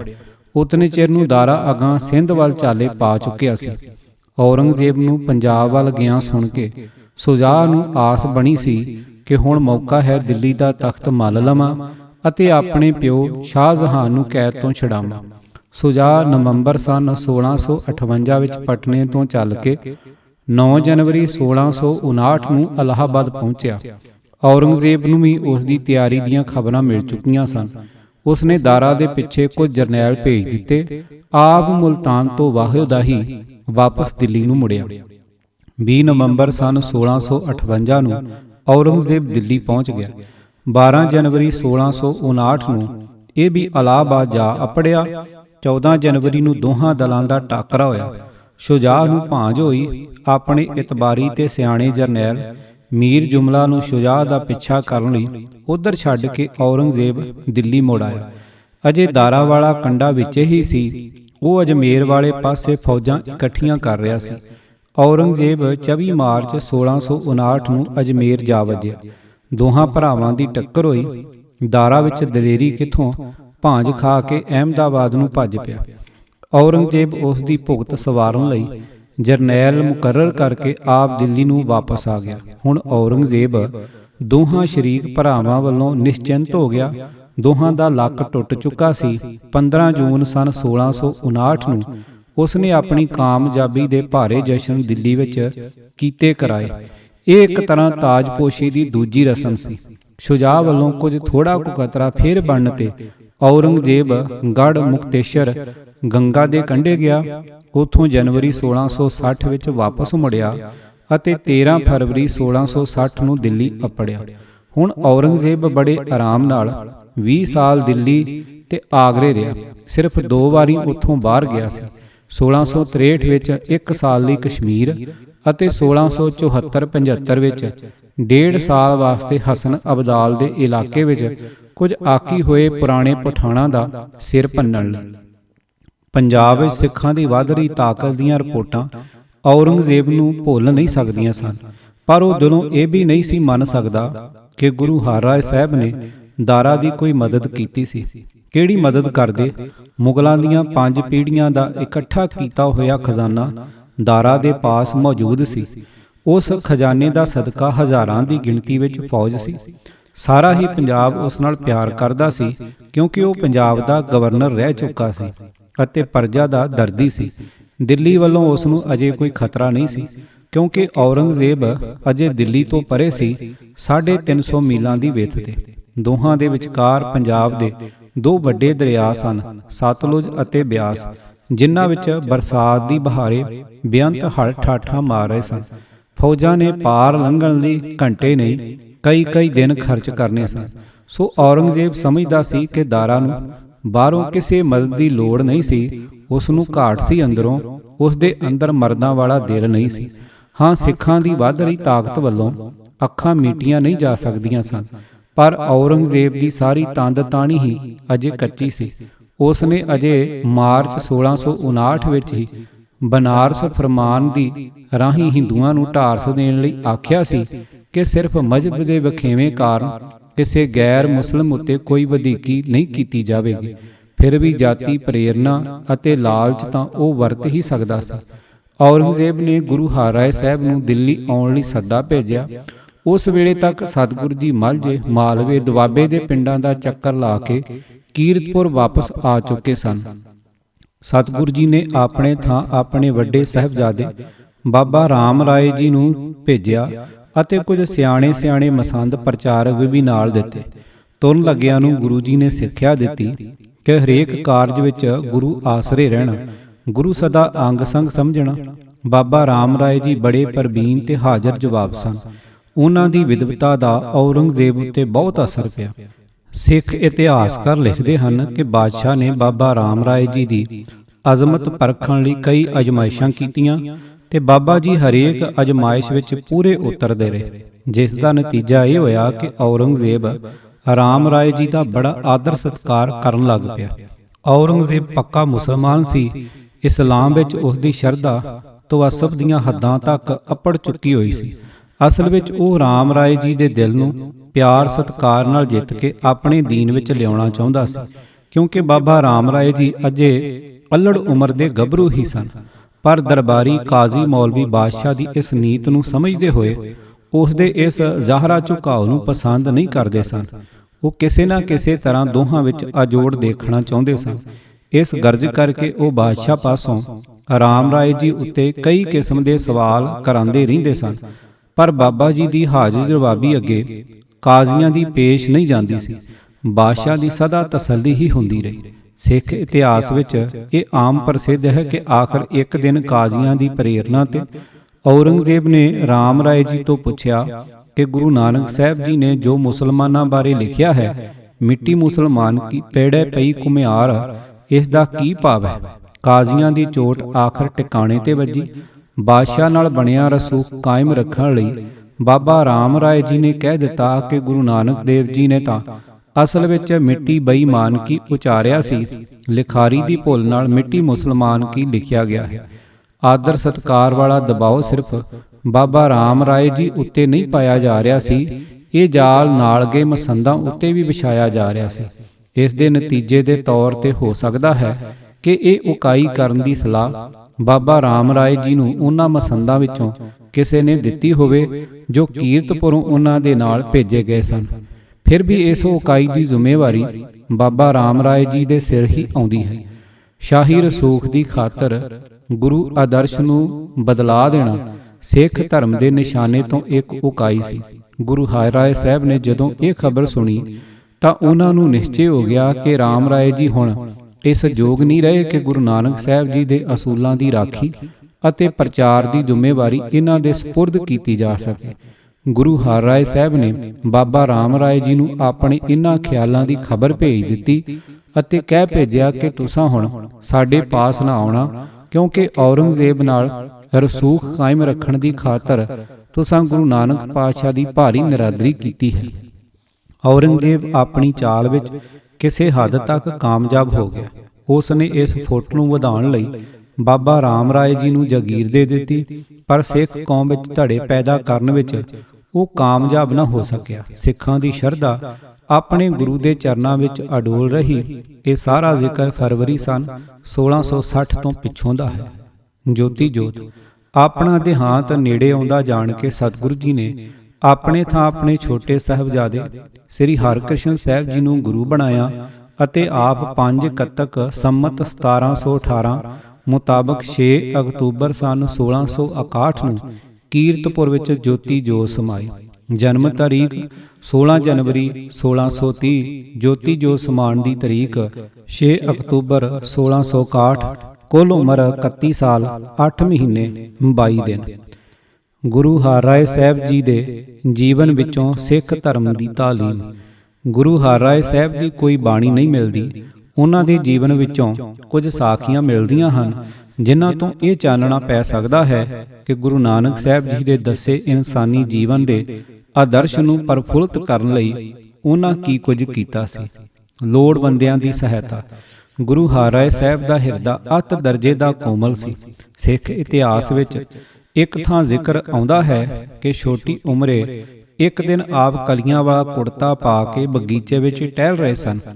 ਕੁੜਤੇ ਦੇ ਛੂਹਣ ਨਾਲ ਕੁਝ ਫੁੱਲ ਟਾਹਣੀਆਂ ਨਾਲੋਂ ਘਿਰ ਗਏ। ਉਸ ਦਿਨ ਤੋਂ ਸਦਾ ਆਪਣੇ ਪਹਿਨੇ ਕੱਪੜੇ ਨੂੰ ਧਿਆਨ ਨਾਲ ਸਾਂਭ ਕੇ ਸਿਰਕ ਕੇ ਹੀ ਬਗੀਚੇ ਵਿੱਚ ਫਿਰਿਆ ਕਰਦੇ ਸਨ, ਤਾਂ ਕਿ ਕੋਈ ਕਰੀ ਡਿੱਗ ਨਾ ਪਵੇ। ਜਿਸ ਹਿਰਦੇ ਵਿੱਚ ਫੁੱਲਾਂ ਵਾਸਤੇ ਇਤਨੀ ਕੋਮਲਤਾ ਸੀ, ਉਹ ਹਿਰਦਾ ਸੰਸਾਰ ਬਗੀਚੇ ਦੇ ਜੀਵਾਂ ਵਾਸਤੇ ਤਾਂ ਪਿਆਰ ਨਾਲ ਨੱਕਾ ਨੱਕ ਭਰਪੂਰ ਸੀ। ਆਪ ਕਈ ਅਮੋਲਕ ਦੁਰਲੱਭ ਦਵਾਈਆਂ ਸਦਾ ਆਪਣੇ ਪਾਸ ਰੱਖਣ ਦਾ ਪ੍ਰਬੰਧ ਰੱਖਦੇ ਸਨ, ਜਿਨ੍ਹਾਂ ਨਾਲ ਕਈ ਰੋਗੀਆਂ ਦੇ ਅਸਾਧ ਰੋਗ ਦੂਰ ਹੋ ਜਾਂਦੇ ਸਨ। ਸ਼ਾਹਜਹਾਨ ਦੇ ਵੱਡੇ ਪੁੱਤਰ ਦਾਰਾ ਸ਼ਿਕੋਹ ਨੂੰ ਵੀ ਜਦੋਂ ਖਾਣੇ ਵਿੱਚ ਸ਼ੇਰ ਦੀ ਮੁੱਛ ਦਾ ਵਾਲ ਖਵਾ ਦਿੱਤਾ ਗਿਆ ਸੀ, ਤਾਂ ਉਸ ਦੇ ਅਜੀਰਨ ਰੋਗ ਲਈ ਦਵਾਈ ਗੁਰੂ ਹਰਿਰਾਏ ਸਾਹਿਬ ਪਾਸੋਂ ਹੀ ਮਿਲੀ ਸੀ। ਦਾਰਾ ਸ਼ਿਕੋਹ ਕੁਝ ਪਹਿਲਾਂ ਹੀ ਮਹਾਤਮਾ ਲੋਕਾਂ ਦੀ ਸੰਗਤ ਕਰਨ ਦੇ ਸੁਭਾਅ ਵਾਲਾ ਸੀ। ਸਰੀਰਕ ਰੋਗ ਦੂਰ ਹੋਣ ਤੇ ਉਹ ਸਤਿਗੁਰੂ ਜੀ ਦਾ ਹੋਰ ਵੀ ਸ਼ਰਧਾਲੂ ਹੋ ਗਿਆ। ਗਰੀਬਾਂ ਨਾਲ ਨੇੜੇ ਦੀ ਸਾਂਝ। ਇੱਕ ਵਾਰੀ ਮਾਲਵੇ ਦੀ ਇੱਕ ਗਰੀਬ ਮਾਈ ਆਪਣੇ ਇਲਾਕੇ ਦੀ ਸੰਗਤ ਨਾਲ ਸਤਿਗੁਰੂ ਜੀ ਦੇ ਦਰਸ਼ਨ ਕਰਨ ਆਈ। ਮਾਈ ਗੁਰੂ ਹਰਿਰਾਏ ਸਾਹਿਬ ਵਾਸਤੇ ਖੱਦਰ ਦੀ ਇੱਕ ਚਾਦਰ ਲਿਆਈ ਅਤੇ ਉਹਨਾਂ ਨੂੰ ਛਕਾਉਣ ਵਾਸਤੇ ਘਰੋਂ ਰੋਟੀਆਂ ਵੀ ਪਕਾ ਲਿਆਈ। ਪਰ ਗੁਰੂ ਕੇ ਦਰਬਾਰ ਦੀ ਮਹਿਮਾ ਵੇਖ ਕੇ ਮਾਈ ਆਪਣੀਆਂ ਗਰੀਬੀ ਦਾਵੇ ਦੀਆਂ ਉਹ ਭੇਟਾਂ ਪੇਸ਼ ਕਰਨ ਤੋਂ ਚੱਕ ਗਈ, ਸਗੋਂ ਦੀਵਾਨ ਤੋਂ ਦੁਰੇਡੀ ਹੀ ਖਲੋਤੀ ਰਹੀ ਅਤੇ ਦਿਲ ਵਿੱਚ ਆਰਾਧਨਾ ਕਰਦੀ ਰਹੀ ਕਿ ਮੇਰੀ ਗਰੀਬਣੀ ਦੀ ਰੋਟੀ ਤੇ ਚਾਦਰ ਕਬੂਲ ਕਰੋ। ਗੁਰੂ ਹਰਿਰਾਏ ਸਾਹਿਬ ਲੌਡੇ ਪੈਰ ਦੇ ਸੈਰ ਵੇਲੇ ਉਚੇਚੇ ਉਸ ਪਾਸੇ ਵੱਲ ਚੱਲ ਪਏ ਤੇ ਮਾਈ ਕੋਲ ਪਹੁੰਚ ਕੇ ਆਪ ਹੀ ਦੋਵੇਂ ਚੀਜ਼ਾਂ ਮੰਗ ਲਈਆਂ। ਗੁਰਬਾਣੀ ਵਾਸਤੇ ਸਤਿਕਾਰ ਤੇ ਸ਼ਰਧਾ। ਜੇ ਵਿਦਿਆਰਥੀ ਦੇ ਦਿਲ ਵਿੱਚ ਆਪਣੇ ਉਸਤਾਦ ਲਈ ਸਤਿਕਾਰ ਤੇ ਸ਼ਰਧਾ ਨਾ ਹੋਵੇ, ਤਾਂ ਉਸਤਾਦ ਦੀ ਦਿੱਤੀ ਤਾਲੀਮ ਉੱਤੇ ਉਸ ਦਾ ਯਕੀਨ ਨਹੀਂ ਬੱਝ ਸਕਦਾ। ਜੇ ਸਿੱਖ ਦੇ ਹਿਰਦੇ ਵਿੱਚ ਗੁਰੂ ਵਾਸਤੇ ਪ੍ਰੀਤ ਤੇ ਪ੍ਰਤੀਤ ਨਹੀਂ ਹੈ, ਤਾਂ ਉਹ ਗੁਰੂ ਦੇ ਦੱਸੇ ਰਾਹ ਉੱਤੇ ਨਹੀਂ ਤੁਰ ਸਕਦਾ। ਗੁਰੂ ਤੇ ਸਿੱਖ ਦਾ ਸਬੰਧ ਬਾਣੀ ਦੀ ਰਾਹੀਂ ਹੀ ਪੈਂਦਾ ਹੈ। ਇਸੇ ਵਾਸਤੇ ਗੁਰਮਤਿ ਅਨੁਸਾਰ ਗੁਰੂ ਤੇ ਗੁਰੂ ਦੀ ਬਾਣੀ ਇੱਕ ਰੂਪ ਹਨ। ਬਾਣੀ ਦਾ ਆਦਰ ਗੁਰੂ ਦਾ ਆਦਰ ਹੈ। ਹਰੇਕ ਗੁਰ ਵਿਅਕਤੀ ਨੇ ਆਪੋ ਆਪਣੇ ਸਮੇਂ ਸਿੱਖਾਂ ਦਾ ਧਿਆਨ ਇਸ ਪਾਸੇ ਵੱਲ ਖਾਸ ਤੌਰ ਤੇ ਦਬਾਇਆ ਹੈ। ਗੁਰੂ ਹਰਿਰਾਏ ਸਾਹਿਬ ਨੇ ਵੀ ਇਹ ਆਦਰਸ਼ ਸਦਾ ਸਾਹਮਣੇ ਰੱਖਿਆ। ਇੱਕ ਦਿਨ ਲੌਡੇ ਪੈਰ ਮੰਜੇ ਉੱਤੇ ਸਤਿਗੁਰੂ ਜੀ ਲੇਟੇ ਹੋਏ ਸਨ। ਇੱਕ ਸਿੱਖ ਜਥਾ ਦਰਸ਼ਨ ਲਈ ਆਇਆ। ਉਹ ਸਾਰੇ ਰਲ ਕੇ ਸ਼ਬਦ ਕੀਰਤਨ ਕਰਦੇ ਆਉਂਦੇ ਸਨ। ਜਿਸ ਵੇਲੇ ਸਤਿਗੁਰੂ ਜੀ ਦੇ ਕੰਨੀ ਸ਼ਬਦ ਦੀ ਆਵਾਜ਼ ਪਈ, ਉਹ ਉਸੇ ਵੇਲੇ ਬੜੀ ਕਾਹਲੀ ਨਾਲ ਮੰਜੇ ਤੋਂ ਥੱਲੇ ਉਤਰ ਆਏ, ਜਿਸ ਕਰਕੇ ਗੋਡੇ ਨੂੰ ਸੱਟ ਵੀ ਲੱਗ ਗਈ ਤੇ ਅਗਾਂਹ ਨੂੰ ਉਹਨਾਂ ਨੇ ਦਿਨ ਵੇਲੇ ਮੰਜੇ ਉੱਤੇ ਲੇਟਣਾ ਬੰਦ ਕਰ ਦਿੱਤਾ। ਇਸ ਤਰ੍ਹਾਂ ਸ਼ਬਦ ਦੀ ਨਰਾਦਰੀ ਹੁੰਦੀ ਸੀ। ਸਤਿਗੁਰੂ ਜੀ ਦੇ ਵੱਡੇ ਸਾਹਿਬਜ਼ਾਦੇ ਬਾਬਾ ਰਾਮ ਰਾਏ ਜੀ ਬੜੇ ਹੋਣਹਾਰ ਸਨ, ਕਰਨੀ ਵਾਲੇ ਵੀ ਸਨ, ਪਰ ਜਦੋਂ ਔਰੰਗਜ਼ੇਬ ਵੱਲੋਂ ਮਿਲੇ ਆਦਰ ਸਤਿਕਾਰ ਦੇ ਭਾਰ ਹੇਠ ਆ ਕੇ ਉਹਨਾਂ ਗੁਰੂ ਨਾਨਕ ਸਾਹਿਬ ਦੀ ਬਾਣੀ ਵਿੱਚ ਨਿੱਕੀ ਜਿਹੀ ਤਬਦੀਲੀ ਕਰਕੇ ਬਾਦਸ਼ਾਹ ਨੂੰ ਖੁਸ਼ ਕਰਨ ਦੀ ਕੋਸ਼ਿਸ਼ ਕੀਤੀ, ਤਾਂ ਸਤਿਗੁਰੂ ਜੀ ਨੇ ਇਤਨੇ ਹੋਣਹਾਰ ਪੁੱਤਰ ਨਾਲੋਂ ਆਪਣਾ ਸਬੰਧ ਸਦਾ ਲਈ ਤੋੜ ਲਿਆ। ਸਿੱਖ ਧਰਮ ਦੇ ਪ੍ਰਚਾਰ ਲਈ ਉਦਮ। ਗੁਰੂ ਨਾਨਕ ਸਾਹਿਬ ਨੇ ਆਪਣੇ ਖਿਆਲਾਂ ਦਾ ਪ੍ਰਚਾਰ ਕਰਨ ਲਈ ਸਾਰੇ ਭਾਰਤ ਵਿੱਚ ਚੱਕਰ ਲਾਇਆ। ਬਾਹਰਲੇ ਦੇਸ਼ਾਂ ਵਿੱਚ ਵੀ ਗਏ। ਜਿਨ੍ਹਾਂ ਇਲਾਕਿਆਂ ਵਿੱਚ ਗੁਰੂ ਸਾਹਿਬ ਦੇ ਸਿੱਖਾਂ ਦੀ ਗਿਣਤੀ ਕਾਫੀ ਹੋ ਗਈ, ਉਹਨਾਂ ਨੂੰ ਗੁਰੂ ਅਮਰਦਾਸ ਜੀ ਨੇ 22 ਹਿੱਸਿਆਂ ਵਿੱਚ ਵੰਡ ਕੇ ਹਰੇਕ ਵਿੱਚ ਸਿੱਖ ਧਰਮ ਦੇ ਪ੍ਰਚਾਰ ਲਈ ਮੰਜੀਆਂ ਥਾਪੀਆਂ। ਜਿਉਂ-ਜਿਉਂ ਸਿੱਖ ਕੌਮ ਵੱਧਦੀ ਗਈ, ਇਸ ਦੀ ਜਥੇਬੰਦੀ ਨੂੰ ਪੱਕਾ ਕਰਨ ਲਈ ਤੇ ਹਰ ਪਹਿਲੂ ਤੋਂ ਇਸ ਨੂੰ ਸਹੀ ਇਨਸਾਨੀ ਆਦਰਸ਼ ਉੱਤੇ ਕਾਇਮ ਰੱਖਣ ਲਈ ਉਦਮ ਕੀਤੇ ਜਾਂਦੇ ਰਹੇ। ਗੁਰੂ ਅਰਜਨ ਸਾਹਿਬ ਨੇ ਹੋਰ ਪ੍ਰਚਾਰਕ ਮੁਕਰਰ ਕੀਤੇ, ਜੋ ਬਾਣੀ ਦੇ ਪ੍ਰਚਾਰ ਤੋਂ ਇਲਾਵਾ ਆਪੋ ਆਪਣੇ ਨਿਯਤ ਇਲਾਕੇ ਵਿੱਚੋਂ ਹਰੇਕ ਸਿੱਖ ਘਰਾਣੇ ਦੀ ਕਮਾਈ ਦਾ ਦਸਬੰਧ ਵੀ ਗੁਰੂ ਪਾਸ ਲਿਆਉਂਦੇ ਸਨ। ਇਹਨਾਂ ਪ੍ਰਚਾਰਕਾਂ ਨੂੰ ਮਸੰਦ ਨਾਮ ਨਾਲ ਸੱਦਿਆ ਜਾਂਦਾ ਸੀ, ਪਰ ਸਹਿਜੇ ਸਹਿਜੇ ਕਈ ਮਸੰਦ ਆਪਣੀ ਜ਼ਿੰਮੇਵਾਰੀ ਨਿਭਾਉਣ ਵਿੱਚ ਢਿੱਲੇ ਹੁੰਦੇ ਗਏ। ਦਸਵੰਧ ਦੀ ਮਾਇਆ ਦੇ ਅਸਰ ਹੇਠ ਆ ਕੇ ਇਹ ਕਮਜ਼ੋਰੀ ਆਉਣੀ ਕੁਦਰਤੀ ਸੀ। ਇਸ ਕਮੀ ਨੂੰ ਪੂਰਾ ਕਰਨ ਲਈ ਗੁਰੂ ਹਰਿਰਾਏ ਸਾਹਿਬ ਨੇ ਉਤਸ਼ਾਹ ਭਰੇ ਹੋਰ ਨਵੇਂ ਪ੍ਰਚਾਰਕ ਥਾਪ ਦਿੱਤੇ। ਉਹਨਾਂ ਵਿੱਚੋਂ ਭਗਤ ਭਗਵਾਨ ਅਤੇ ਭਾਈ ਫੇਰੂ ਇਹ ਦੋ ਸਿੱਖ ਇਤਿਹਾਸ ਦੇ ਚਮਕਦੇ ਸਿਤਾਰੇ ਹਨ। ਨੰਬਰ 1, ਭਗਤ ਭਗਵਾਨ ਬੋਧ ਗਇਆ ਦਾ ਸੰਨਿਆਸੀ ਮਹੰਤ ਸੀ। ਇਸ ਦਾ ਪਹਿਲਾ ਨਾਮ ਭਗਵਾਨ ਗਿਰ ਸੀ। ਇਸ ਨੇ ਕੀਰਤਪੁਰ ਆ ਕੇ ਗੁਰੂ ਹਰਿਰਾਏ ਸਾਹਿਬ ਦੇ ਦਰਸ਼ਨ ਕੀਤੇ, ਸਿੱਖ ਬਣਿਆ ਤੇ ਬੜੀ ਸ਼ਰਧਾ ਨਾਲ ਸਿੱਖ ਬਣਿਆ। ਸਿੱਖ ਧਰਮ ਵਿੱਚ ਪਰਪੱਕ ਕਰਕੇ ਗੁਰੂ ਹਰਿਰਾਏ ਸਾਹਿਬ ਨੇ ਭਗਤ ਭਗਵਾਨ ਨੂੰ ਉਸ ਦੇ ਆਪਣੇ ਵਤਨ ਵੱਲ ਹੀ ਪ੍ਰਚਾਰ ਲਈ ਭੇਜ ਦਿੱਤਾ। ਇਸ ਦੇ ਆਪਣੇ ਪਹਿਲੇ ਸਾਧੂ ਵੀ ਸਿੱਖ ਬਣ ਗਏ, ਜਿਨ੍ਹਾਂ ਦੇ ਪਟਨੇ ਦੇ ਜ਼ਿਲ੍ਹੇ ਵਿੱਚ 360 ਡੇਰੇ ਹਨ। ਭਗਤ ਭਗਵਾਨ ਦੀ ਗੱਦੀ ਪਟਨੇ ਤੋਂ ਨੇੜੇ ਹੀ ਦਾਨਾਪੁਰ ਵਿੱਚ ਹੈ। ਭਾਈ ਫੇਰੂ ਕੀਰਤਪੁਰ ਦਾ ਇੱਕ ਹਟਵਾਣੀਆਂ ਸੀ, ਜਾਤ ਦਾ ਉੱਪਲ ਖੱਤਰੀ। ਸੰਗਤ ਦੀ ਲਾਗ ਨਾਲ ਗੁਰੂ ਹਰਿਰਾਏ ਸਾਹਿਬ ਦਾ ਸਿੱਖ ਬਣਿਆ, ਬੜੀ ਸ਼ਰਧਾ ਨਾਲ ਗੁਰੂ ਕੇ ਲੰਗਰ ਦੀ ਸੇਵਾ ਕਰਨ ਲੱਗਾ। ਆਖਰ ਸਤਿਗੁਰੂ ਜੀ ਨੇ ਇਸ ਨੂੰ ਇਸ ਯੋਗ ਵੇਖਿਆ ਕਿ ਸਿੱਖ ਧਰਮ ਦਾ ਪ੍ਰਚਾਰ ਕਰ ਸਕੇ। ਲੰਮੇ ਦੇਸ਼ ਦਾ ਪ੍ਰਚਾਰਕ ਮਸੰਦ ਬਣਾ ਕੇ ਭੇਜ ਦਿੱਤਾ ਤੇ ਲੰਗਰ ਚਲਾਉਣ ਦੀ ਖਾਸ ਤਾਕੀਦ ਕੀਤੀ। ਭਾਈ ਫੇਰੂ ਨੇ ਚੂਨੀਆਂ ਦੇ ਪਰਗਣੇ ਵਿੱਚ ਪਿੰਡ ਮੀਆਂ ਮੋੜ ਜਾ ਡੇਰਾ ਕੀਤਾ। ਉਹ ਬਾਹਰੇ ਵਿੱਚ ਭਾਈ ਫੇਰੂ ਜੀ ਦੇ ਲੰਗਰ ਦੀ ਬਹੁਤ ਮਹਿਮਾ ਤੇ ਸ਼ੋਭਾ ਸੀ।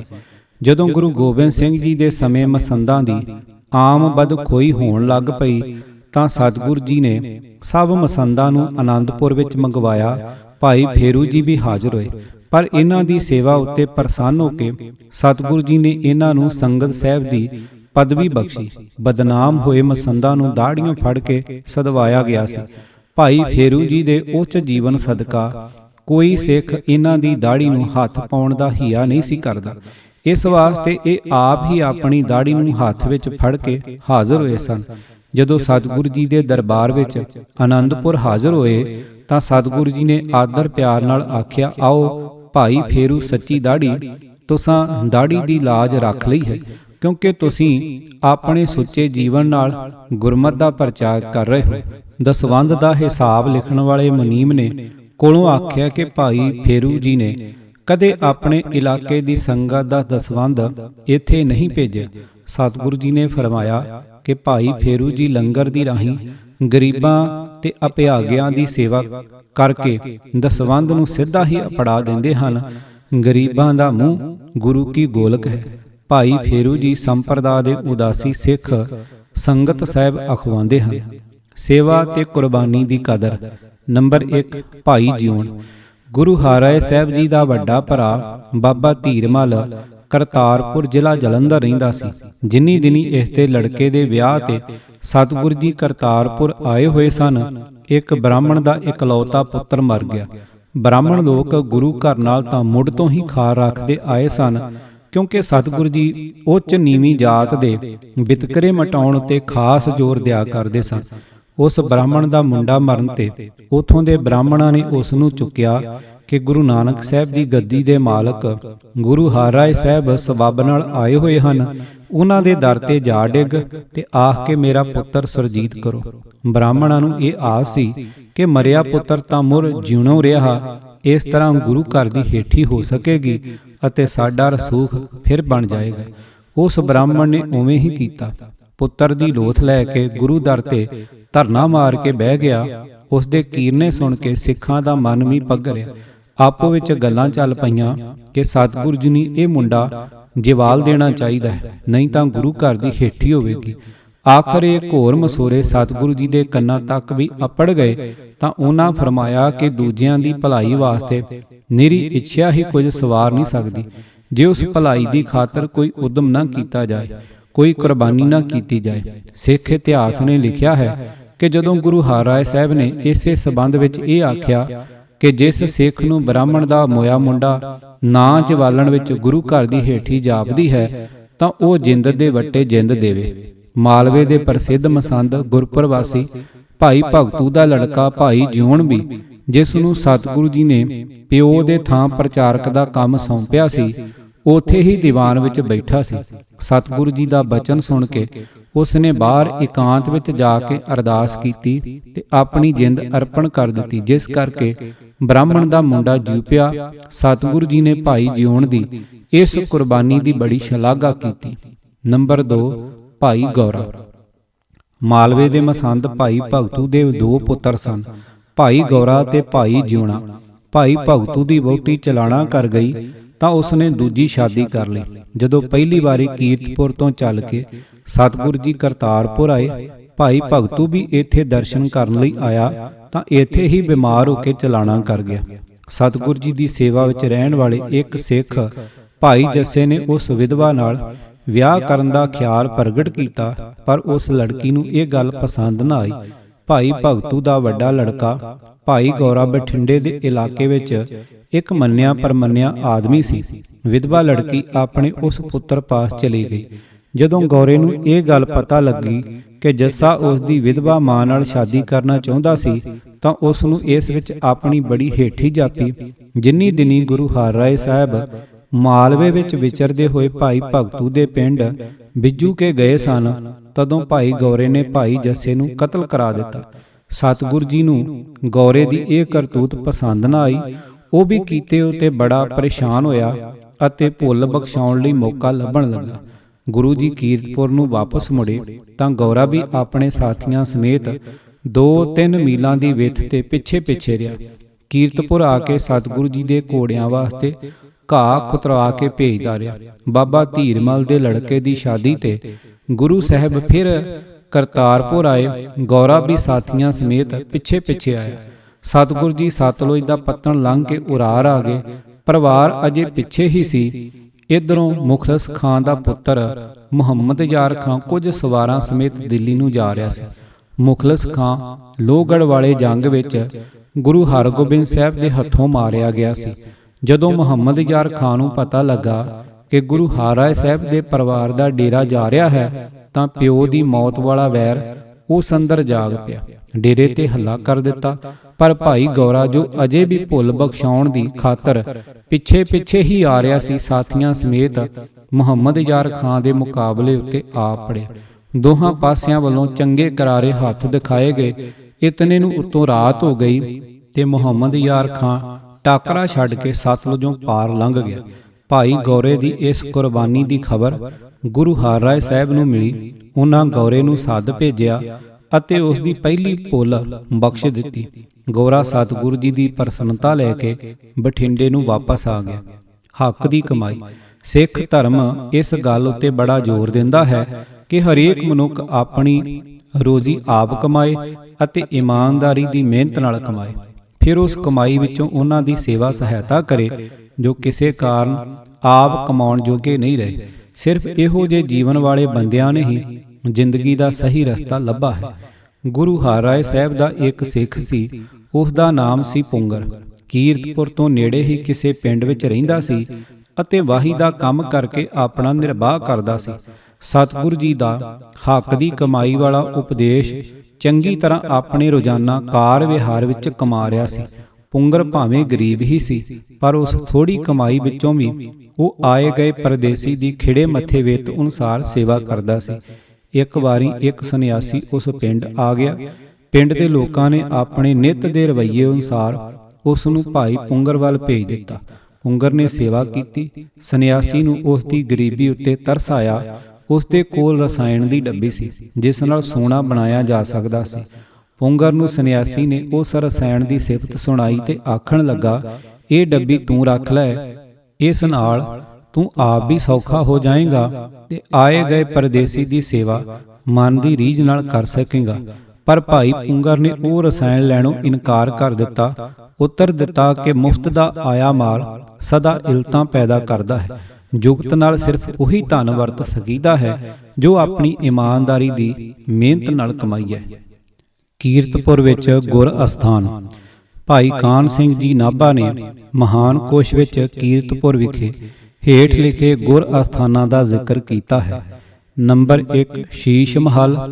ਆਬਾਦੀ ਦੇ ਵਿਚਕਾਰ ਸਤਿਗੁਰਾਂ ਦੇ ਨਿਵਾਸ ਦੇ ਮਕਾਨ। ਇਨ੍ਹਾਂ ਮਹੱਲਾਂ ਵਿੱਚ ਗੁਰੂ ਹਰਗੋਬਿੰਦ ਸਾਹਿਬ ਸੰਮਤ 1691 ਵਿੱਚ ਆਏ ਅਤੇ ਅੰਤ ਤੀਕ ਇੱਥੇ ਹੀ ਰਹੇ। ਸ੍ਰੀ ਗੁਰੂ ਹਰਿਰਾਏ ਸਾਹਿਬ ਜੀ ਅਤੇ ਸ੍ਰੀ ਗੁਰੂ ਹਰਕ੍ਰਿਸ਼ਨ ਜੀ ਦਾ ਜਨਮ ਇਨ੍ਹਾਂ ਹੀ ਮਹਿਲਾਂ ਵਿੱਚ ਹੋਇਆ ਹੈ। ਇਨ੍ਹਾਂ ਮਹਿਲਾਂ ਤੋਂ ਉੱਤਰ ਵੱਲ ਗੁਰੂ ਸਾਹਿਬਾਨ ਦੇ ਇਸ਼ਨਾਨ ਕਰਨ ਦੇ ਅਸਥਾਨ ਹਨ। ਨੰਬਰ 2 ਹਰਿਮੰਦਰ ਸਾਹਿਬ। ਕੀਰਤਪੁਰ ਦੀ ਆਬਾਦੀ ਦੇ ਵਿੱਚ ਹੀ ਇਹ ਵੀ ਗੁਰੂ ਹਰਗੋਬਿੰਦ ਸਾਹਿਬ ਦੇ ਨਿਵਾਸ ਦਾ ਅਸਥਾਨ ਹੈ। ਨੰਬਰ 3 ਖੂਹ ਗੁਰੂ ਕਾ। ਇਹ ਕੂਆ ਸ੍ਰੀ ਗੁਰੂ ਹਰਗੋਬਿੰਦ ਸਾਹਿਬ ਦਾ ਲਗਵਾਇਆ ਹੋਇਆ ਹੈ। ਨੰਬਰ 4 ਚਰਨ ਕਮਲ। ਕੀਰਤਪੁਰ ਦੇ ਪਾਸ ਹੀ ਵਾਈਵੀਂ ਕੋਲ ਸ੍ਰੀ ਗੁਰੂ ਨਾਨਕ ਸਾਹਿਬ ਜੀ ਦਾ ਗੁਰਦੁਆਰਾ ਹੈ। ਪਹਾੜੀ ਯਾਤਰਾ ਸਮੇਂ ਗੁਰੂ ਸਾਹਿਬ ਇੱਧਰ ਆਏ ਸਨ। ਸਾਈਂ ਬੁੱਢਣ ਸ਼ਾਹ ਨੂੰ ਉਪਦੇਸ਼ ਦੇ ਕੇ ਕਰਤਾਰਥ ਕੀਤਾ ਸੀ। ਨੰਬਰ 5 ਚੌਬੱਚਾ ਸਾਹਿਬ। ਸ਼ਹਿਰ ਦੇ ਵਿੱਚ ਹੀ ਸ੍ਰੀ ਗੁਰੂ ਹਰਿਰਾਏ ਸਾਹਿਬ ਜੀ ਦਾ ਗੁਰਦੁਆਰਾ ਹੈ। ਇੱਥੇ ਇੱਕ ਵੱਡੇ ਭਾਰੀ ਚੌਬੱਚੇ ਵਿੱਚ ਘੋੜਿਆਂ ਲਈ ਦਾਣਾ ਭਿਉਂ ਕੇ ਸਤਿਗੁਰੂ ਜੀ ਕਈ ਵਾਰੀ ਆਪਣੀ ਹੱਥੀਂ ਵਰਤਾਉਂਦੇ ਹੁੰਦੇ ਸਨ ਤੇ ਸਮੇਂ ਦੀ ਯਾਦਗਾਰ ਵਿੱਚ ਇਹ ਗੁਰਦੁਆਰਾ ਹੈ। ਨੰਬਰ 6 ਤਖਤ ਸਾਹਿਬ। ਕੀਰਤਪੁਰ ਦੀ ਆਬਾਦੀ ਵਿੱਚ ਹੀ ਸ੍ਰੀ ਗੁਰੂ ਹਰਿਰਾਏ ਸਾਹਿਬ ਅਤੇ ਸ੍ਰੀ ਗੁਰੂ ਹਰਿਕ੍ਰਿਸ਼ਨ ਜੀ ਮਹਾਰਾਜ ਨੂੰ ਗੁਰਿਆਈ ਦੇ ਤਿਲਕ ਹੋਣ ਦੀ ਯਾਦਗਾਰ ਵਿੱਚ ਗੁਰਦੁਆਰਾ ਹੈ। ਨੰਬਰ 7 ਤੀਰ ਮੰਜੀ ਸਾਹਿਬ। ਕੀਰਤਪੁਰ ਤੋਂ ਦੱਖਣ ਦਿਸ਼ਾ ਵੱਲ ਅੱਧ ਮੀਲ ਦੇ ਕਰੀਬ ਦੇਹਰਾ ਬਾਬਾ ਗੁਰਦਿੱਤਾ ਜੀ ਦੇ ਪਾਸ ਸ੍ਰੀ ਗੁਰੂ ਹਰਗੋਬਿੰਦ ਸਾਹਿਬ ਜੀ ਦਾ ਜਨਮ ਅਸਥਾਨ ਹੈ। ਸਤਿਗੁਰੂ ਜੀ ਇੱਥੇ ਬੈਠ ਕੇ ਤੀਰ ਚਲਾਇਆ ਕਰਦੇ ਸਨ। ਨੰਬਰ 8 ਦਮਦਮਾ ਸਾਹਿਬ। ਕੀਰਤਪੁਰ ਦੇ ਵਿਚਕਾਰ ਹਰਮੰਦਰ ਦੇ ਪਾਸ ਸ੍ਰੀ ਗੁਰੂ ਹਰਿਰਾਏ ਸਾਹਿਬ ਜੀ ਦਾ ਗੁਰਦੁਆਰਾ ਹੈ। ਸਤਿਗੁਰੂ ਜੀ ਇਸ ਥਾਂ ਦੀਵਾਨ ਸਜਾਇਆ ਕਰਦੇ ਸਨ। ਨੰਬਰ 9 ਦੇਹਰਾ ਬਾਬਾ ਗੁਰਦਿੱਤਾ ਜੀ। ਕੀਰਤਪੁਰ ਤੋਂ ਦੱਖਣ ਵੱਲ ਅੱਧ ਮੀਲ ਦੇ ਕਰੀਬ ਇਹ ਆਲੀਸ਼ਾਨ ਇਮਾਰਤ ਹੈ। ਇਸ ਥਾਂ ਬਾਬਾ ਗੁਰਦਿੱਤਾ ਜੀ ਦਾ ਸੰਸਕਾਰ ਹੋਇਆ ਸੀ। ਨੰਬਰ 10 ਪਤਾਲਪੁਰੀ। ਕੀਰਤਪੁਰ ਤੋਂ ਨੈਰਤ ਕੋਣ 2 ਫਰਲਾਂਗ ਦੇ ਕਰੀਬ ਸਤਲੁਜ ਕਿਨਾਰੇ ਸ੍ਰੀ ਗੁਰੂ ਹਰਗੋਬਿੰਦ ਸਾਹਿਬ ਜੀ ਅਤੇ ਸ੍ਰੀ ਗੁਰੂ ਹਰਿਰਾਏ ਸਾਹਿਬ ਜੀ ਦਾ ਦੇਹਰਾ ਹੈ। ਸ੍ਰੀ ਗੁਰੂ ਹਰਿਕ੍ਰਿਸ਼ਨ ਜੀ ਦੀ ਵਿਭੂਤੀ ਵੀ ਦਿੱਲੀ ਤੋਂ ਲਿਆ ਕੇ ਇੱਥੇ ਸਥਾਪਨ ਕੀਤੀ ਗਈ ਹੈ। ਸ੍ਰੀ ਗੁਰੂ ਹਰਗੋਬਿੰਦ ਸਾਹਿਬ ਜੀ ਤੇ ਸ੍ਰੀ ਗੁਰੂ ਹਰਿਕ੍ਰਿਸ਼ਨ ਜੀ ਦੀ ਯਾਦ ਵਿੱਚ ਤਾਂ ਕੇਵਲ ਮੰਜੀ ਸਾਹਿਬ ਬਣੇ ਹੋਏ ਹਨ, ਪਰ ਸ੍ਰੀ ਗੁਰੂ ਹਰਿਰਾਏ ਸਾਹਿਬ ਜੀ ਦਾ ਦੇਹਰਾ ਵੱਡਾ ਉੱਚਾ ਸੁਨਹਿਰੀ ਕਲਸ ਵਾਲਾ ਬਣਿਆ ਹੋਇਆ ਹੈ। ਨੰਬਰ 11 ਬੁੱਢਣ ਸ਼ਾਹ ਜੀ ਦਾ ਤਕੀਆ। ਕੀਰਤਪੁਰ ਤੋਂ ਦੱਖਣ ਵੱਲ ਅੱਧ ਮੀਲ ਦੇ ਕਰੀਬ ਬਾਬਾ ਗੁਰਦਿੱਤਾ ਜੀ ਦੇ ਦਰਬਾਰ ਪਾਸ ਸਾਈਂ ਬੁੱਢਣ ਸ਼ਾਹ ਜੀ ਦਾ ਤਕੀਆ ਹੈ। ਇਸ ਥਾਂ ਗੁਰੂ ਨਾਨਕ ਸਾਹਿਬ ਜੀ ਅਤੇ ਬਾਬਾ ਗੁਰਦਿੱਤਾ ਜੀ ਦੇ ਚਰਨ ਪਏ ਹਨ। ਨੰਬਰ 12 ਵਿਮਾਨਗੜ੍ਹ। ਕੀਰਤਪੁਰ ਦੇ ਵਿੱਚ ਹੀ ਉਹ ਅਸਥਾਨ ਹੈ ਜਿੱਥੇ ਦਿੱਲੀ ਤੋਂ ਆਇਆ ਸ੍ਰੀ ਗੁਰੂ ਤੇਗ ਬਹਾਦਰ ਸਾਹਿਬ ਜੀ ਦਾ ਸੀਸ ਟਿਕਾਇਆ ਗਿਆ ਸੀ ਅਤੇ ਇਸ ਥਾਂ ਤੋਂ ਵਿਮਾਨ ਵਿੱਚ ਰੱਖ ਕੇ ਸ਼ਬਦ ਕੀਰਤਨ ਕਰਦੇ ਹੋਏ ਸੰਗਤ ਸਾਥ ਗੁਰੂ ਗੋਬਿੰਦ ਸਿੰਘ ਆਨੰਦਪੁਰ ਲੈ ਗਏ ਸਨ। ਜੀਵਨ ਬਰਤਾਂਤ ਸ੍ਰੀ ਗੁਰੂ ਹਰਿਰਾਏ ਸਾਹਿਬ। ਲੇਖਕ ਪ੍ਰੋਫੈਸਰ ਸਾਹਿਬ ਸਿੰਘ। ਆਵਾਜ਼ ਭਾਈ ਗੁਰਜੰਟ ਸਿੰਘ ਰੂਪੋਵਾਲੀ। ਗੁਰ ਇਤਿਹਾਸ ਸੁਣਨ ਲਈ YouTube channel Gurjant Singh Rupowali subscribe ਕਰੋ। ਵਾਹਿਗੁਰੂ ਜੀ ਕਾ ਖਾਲਸਾ, ਵਾਹਿਗੁਰੂ ਜੀ ਕੀ ਫਤਿਹ।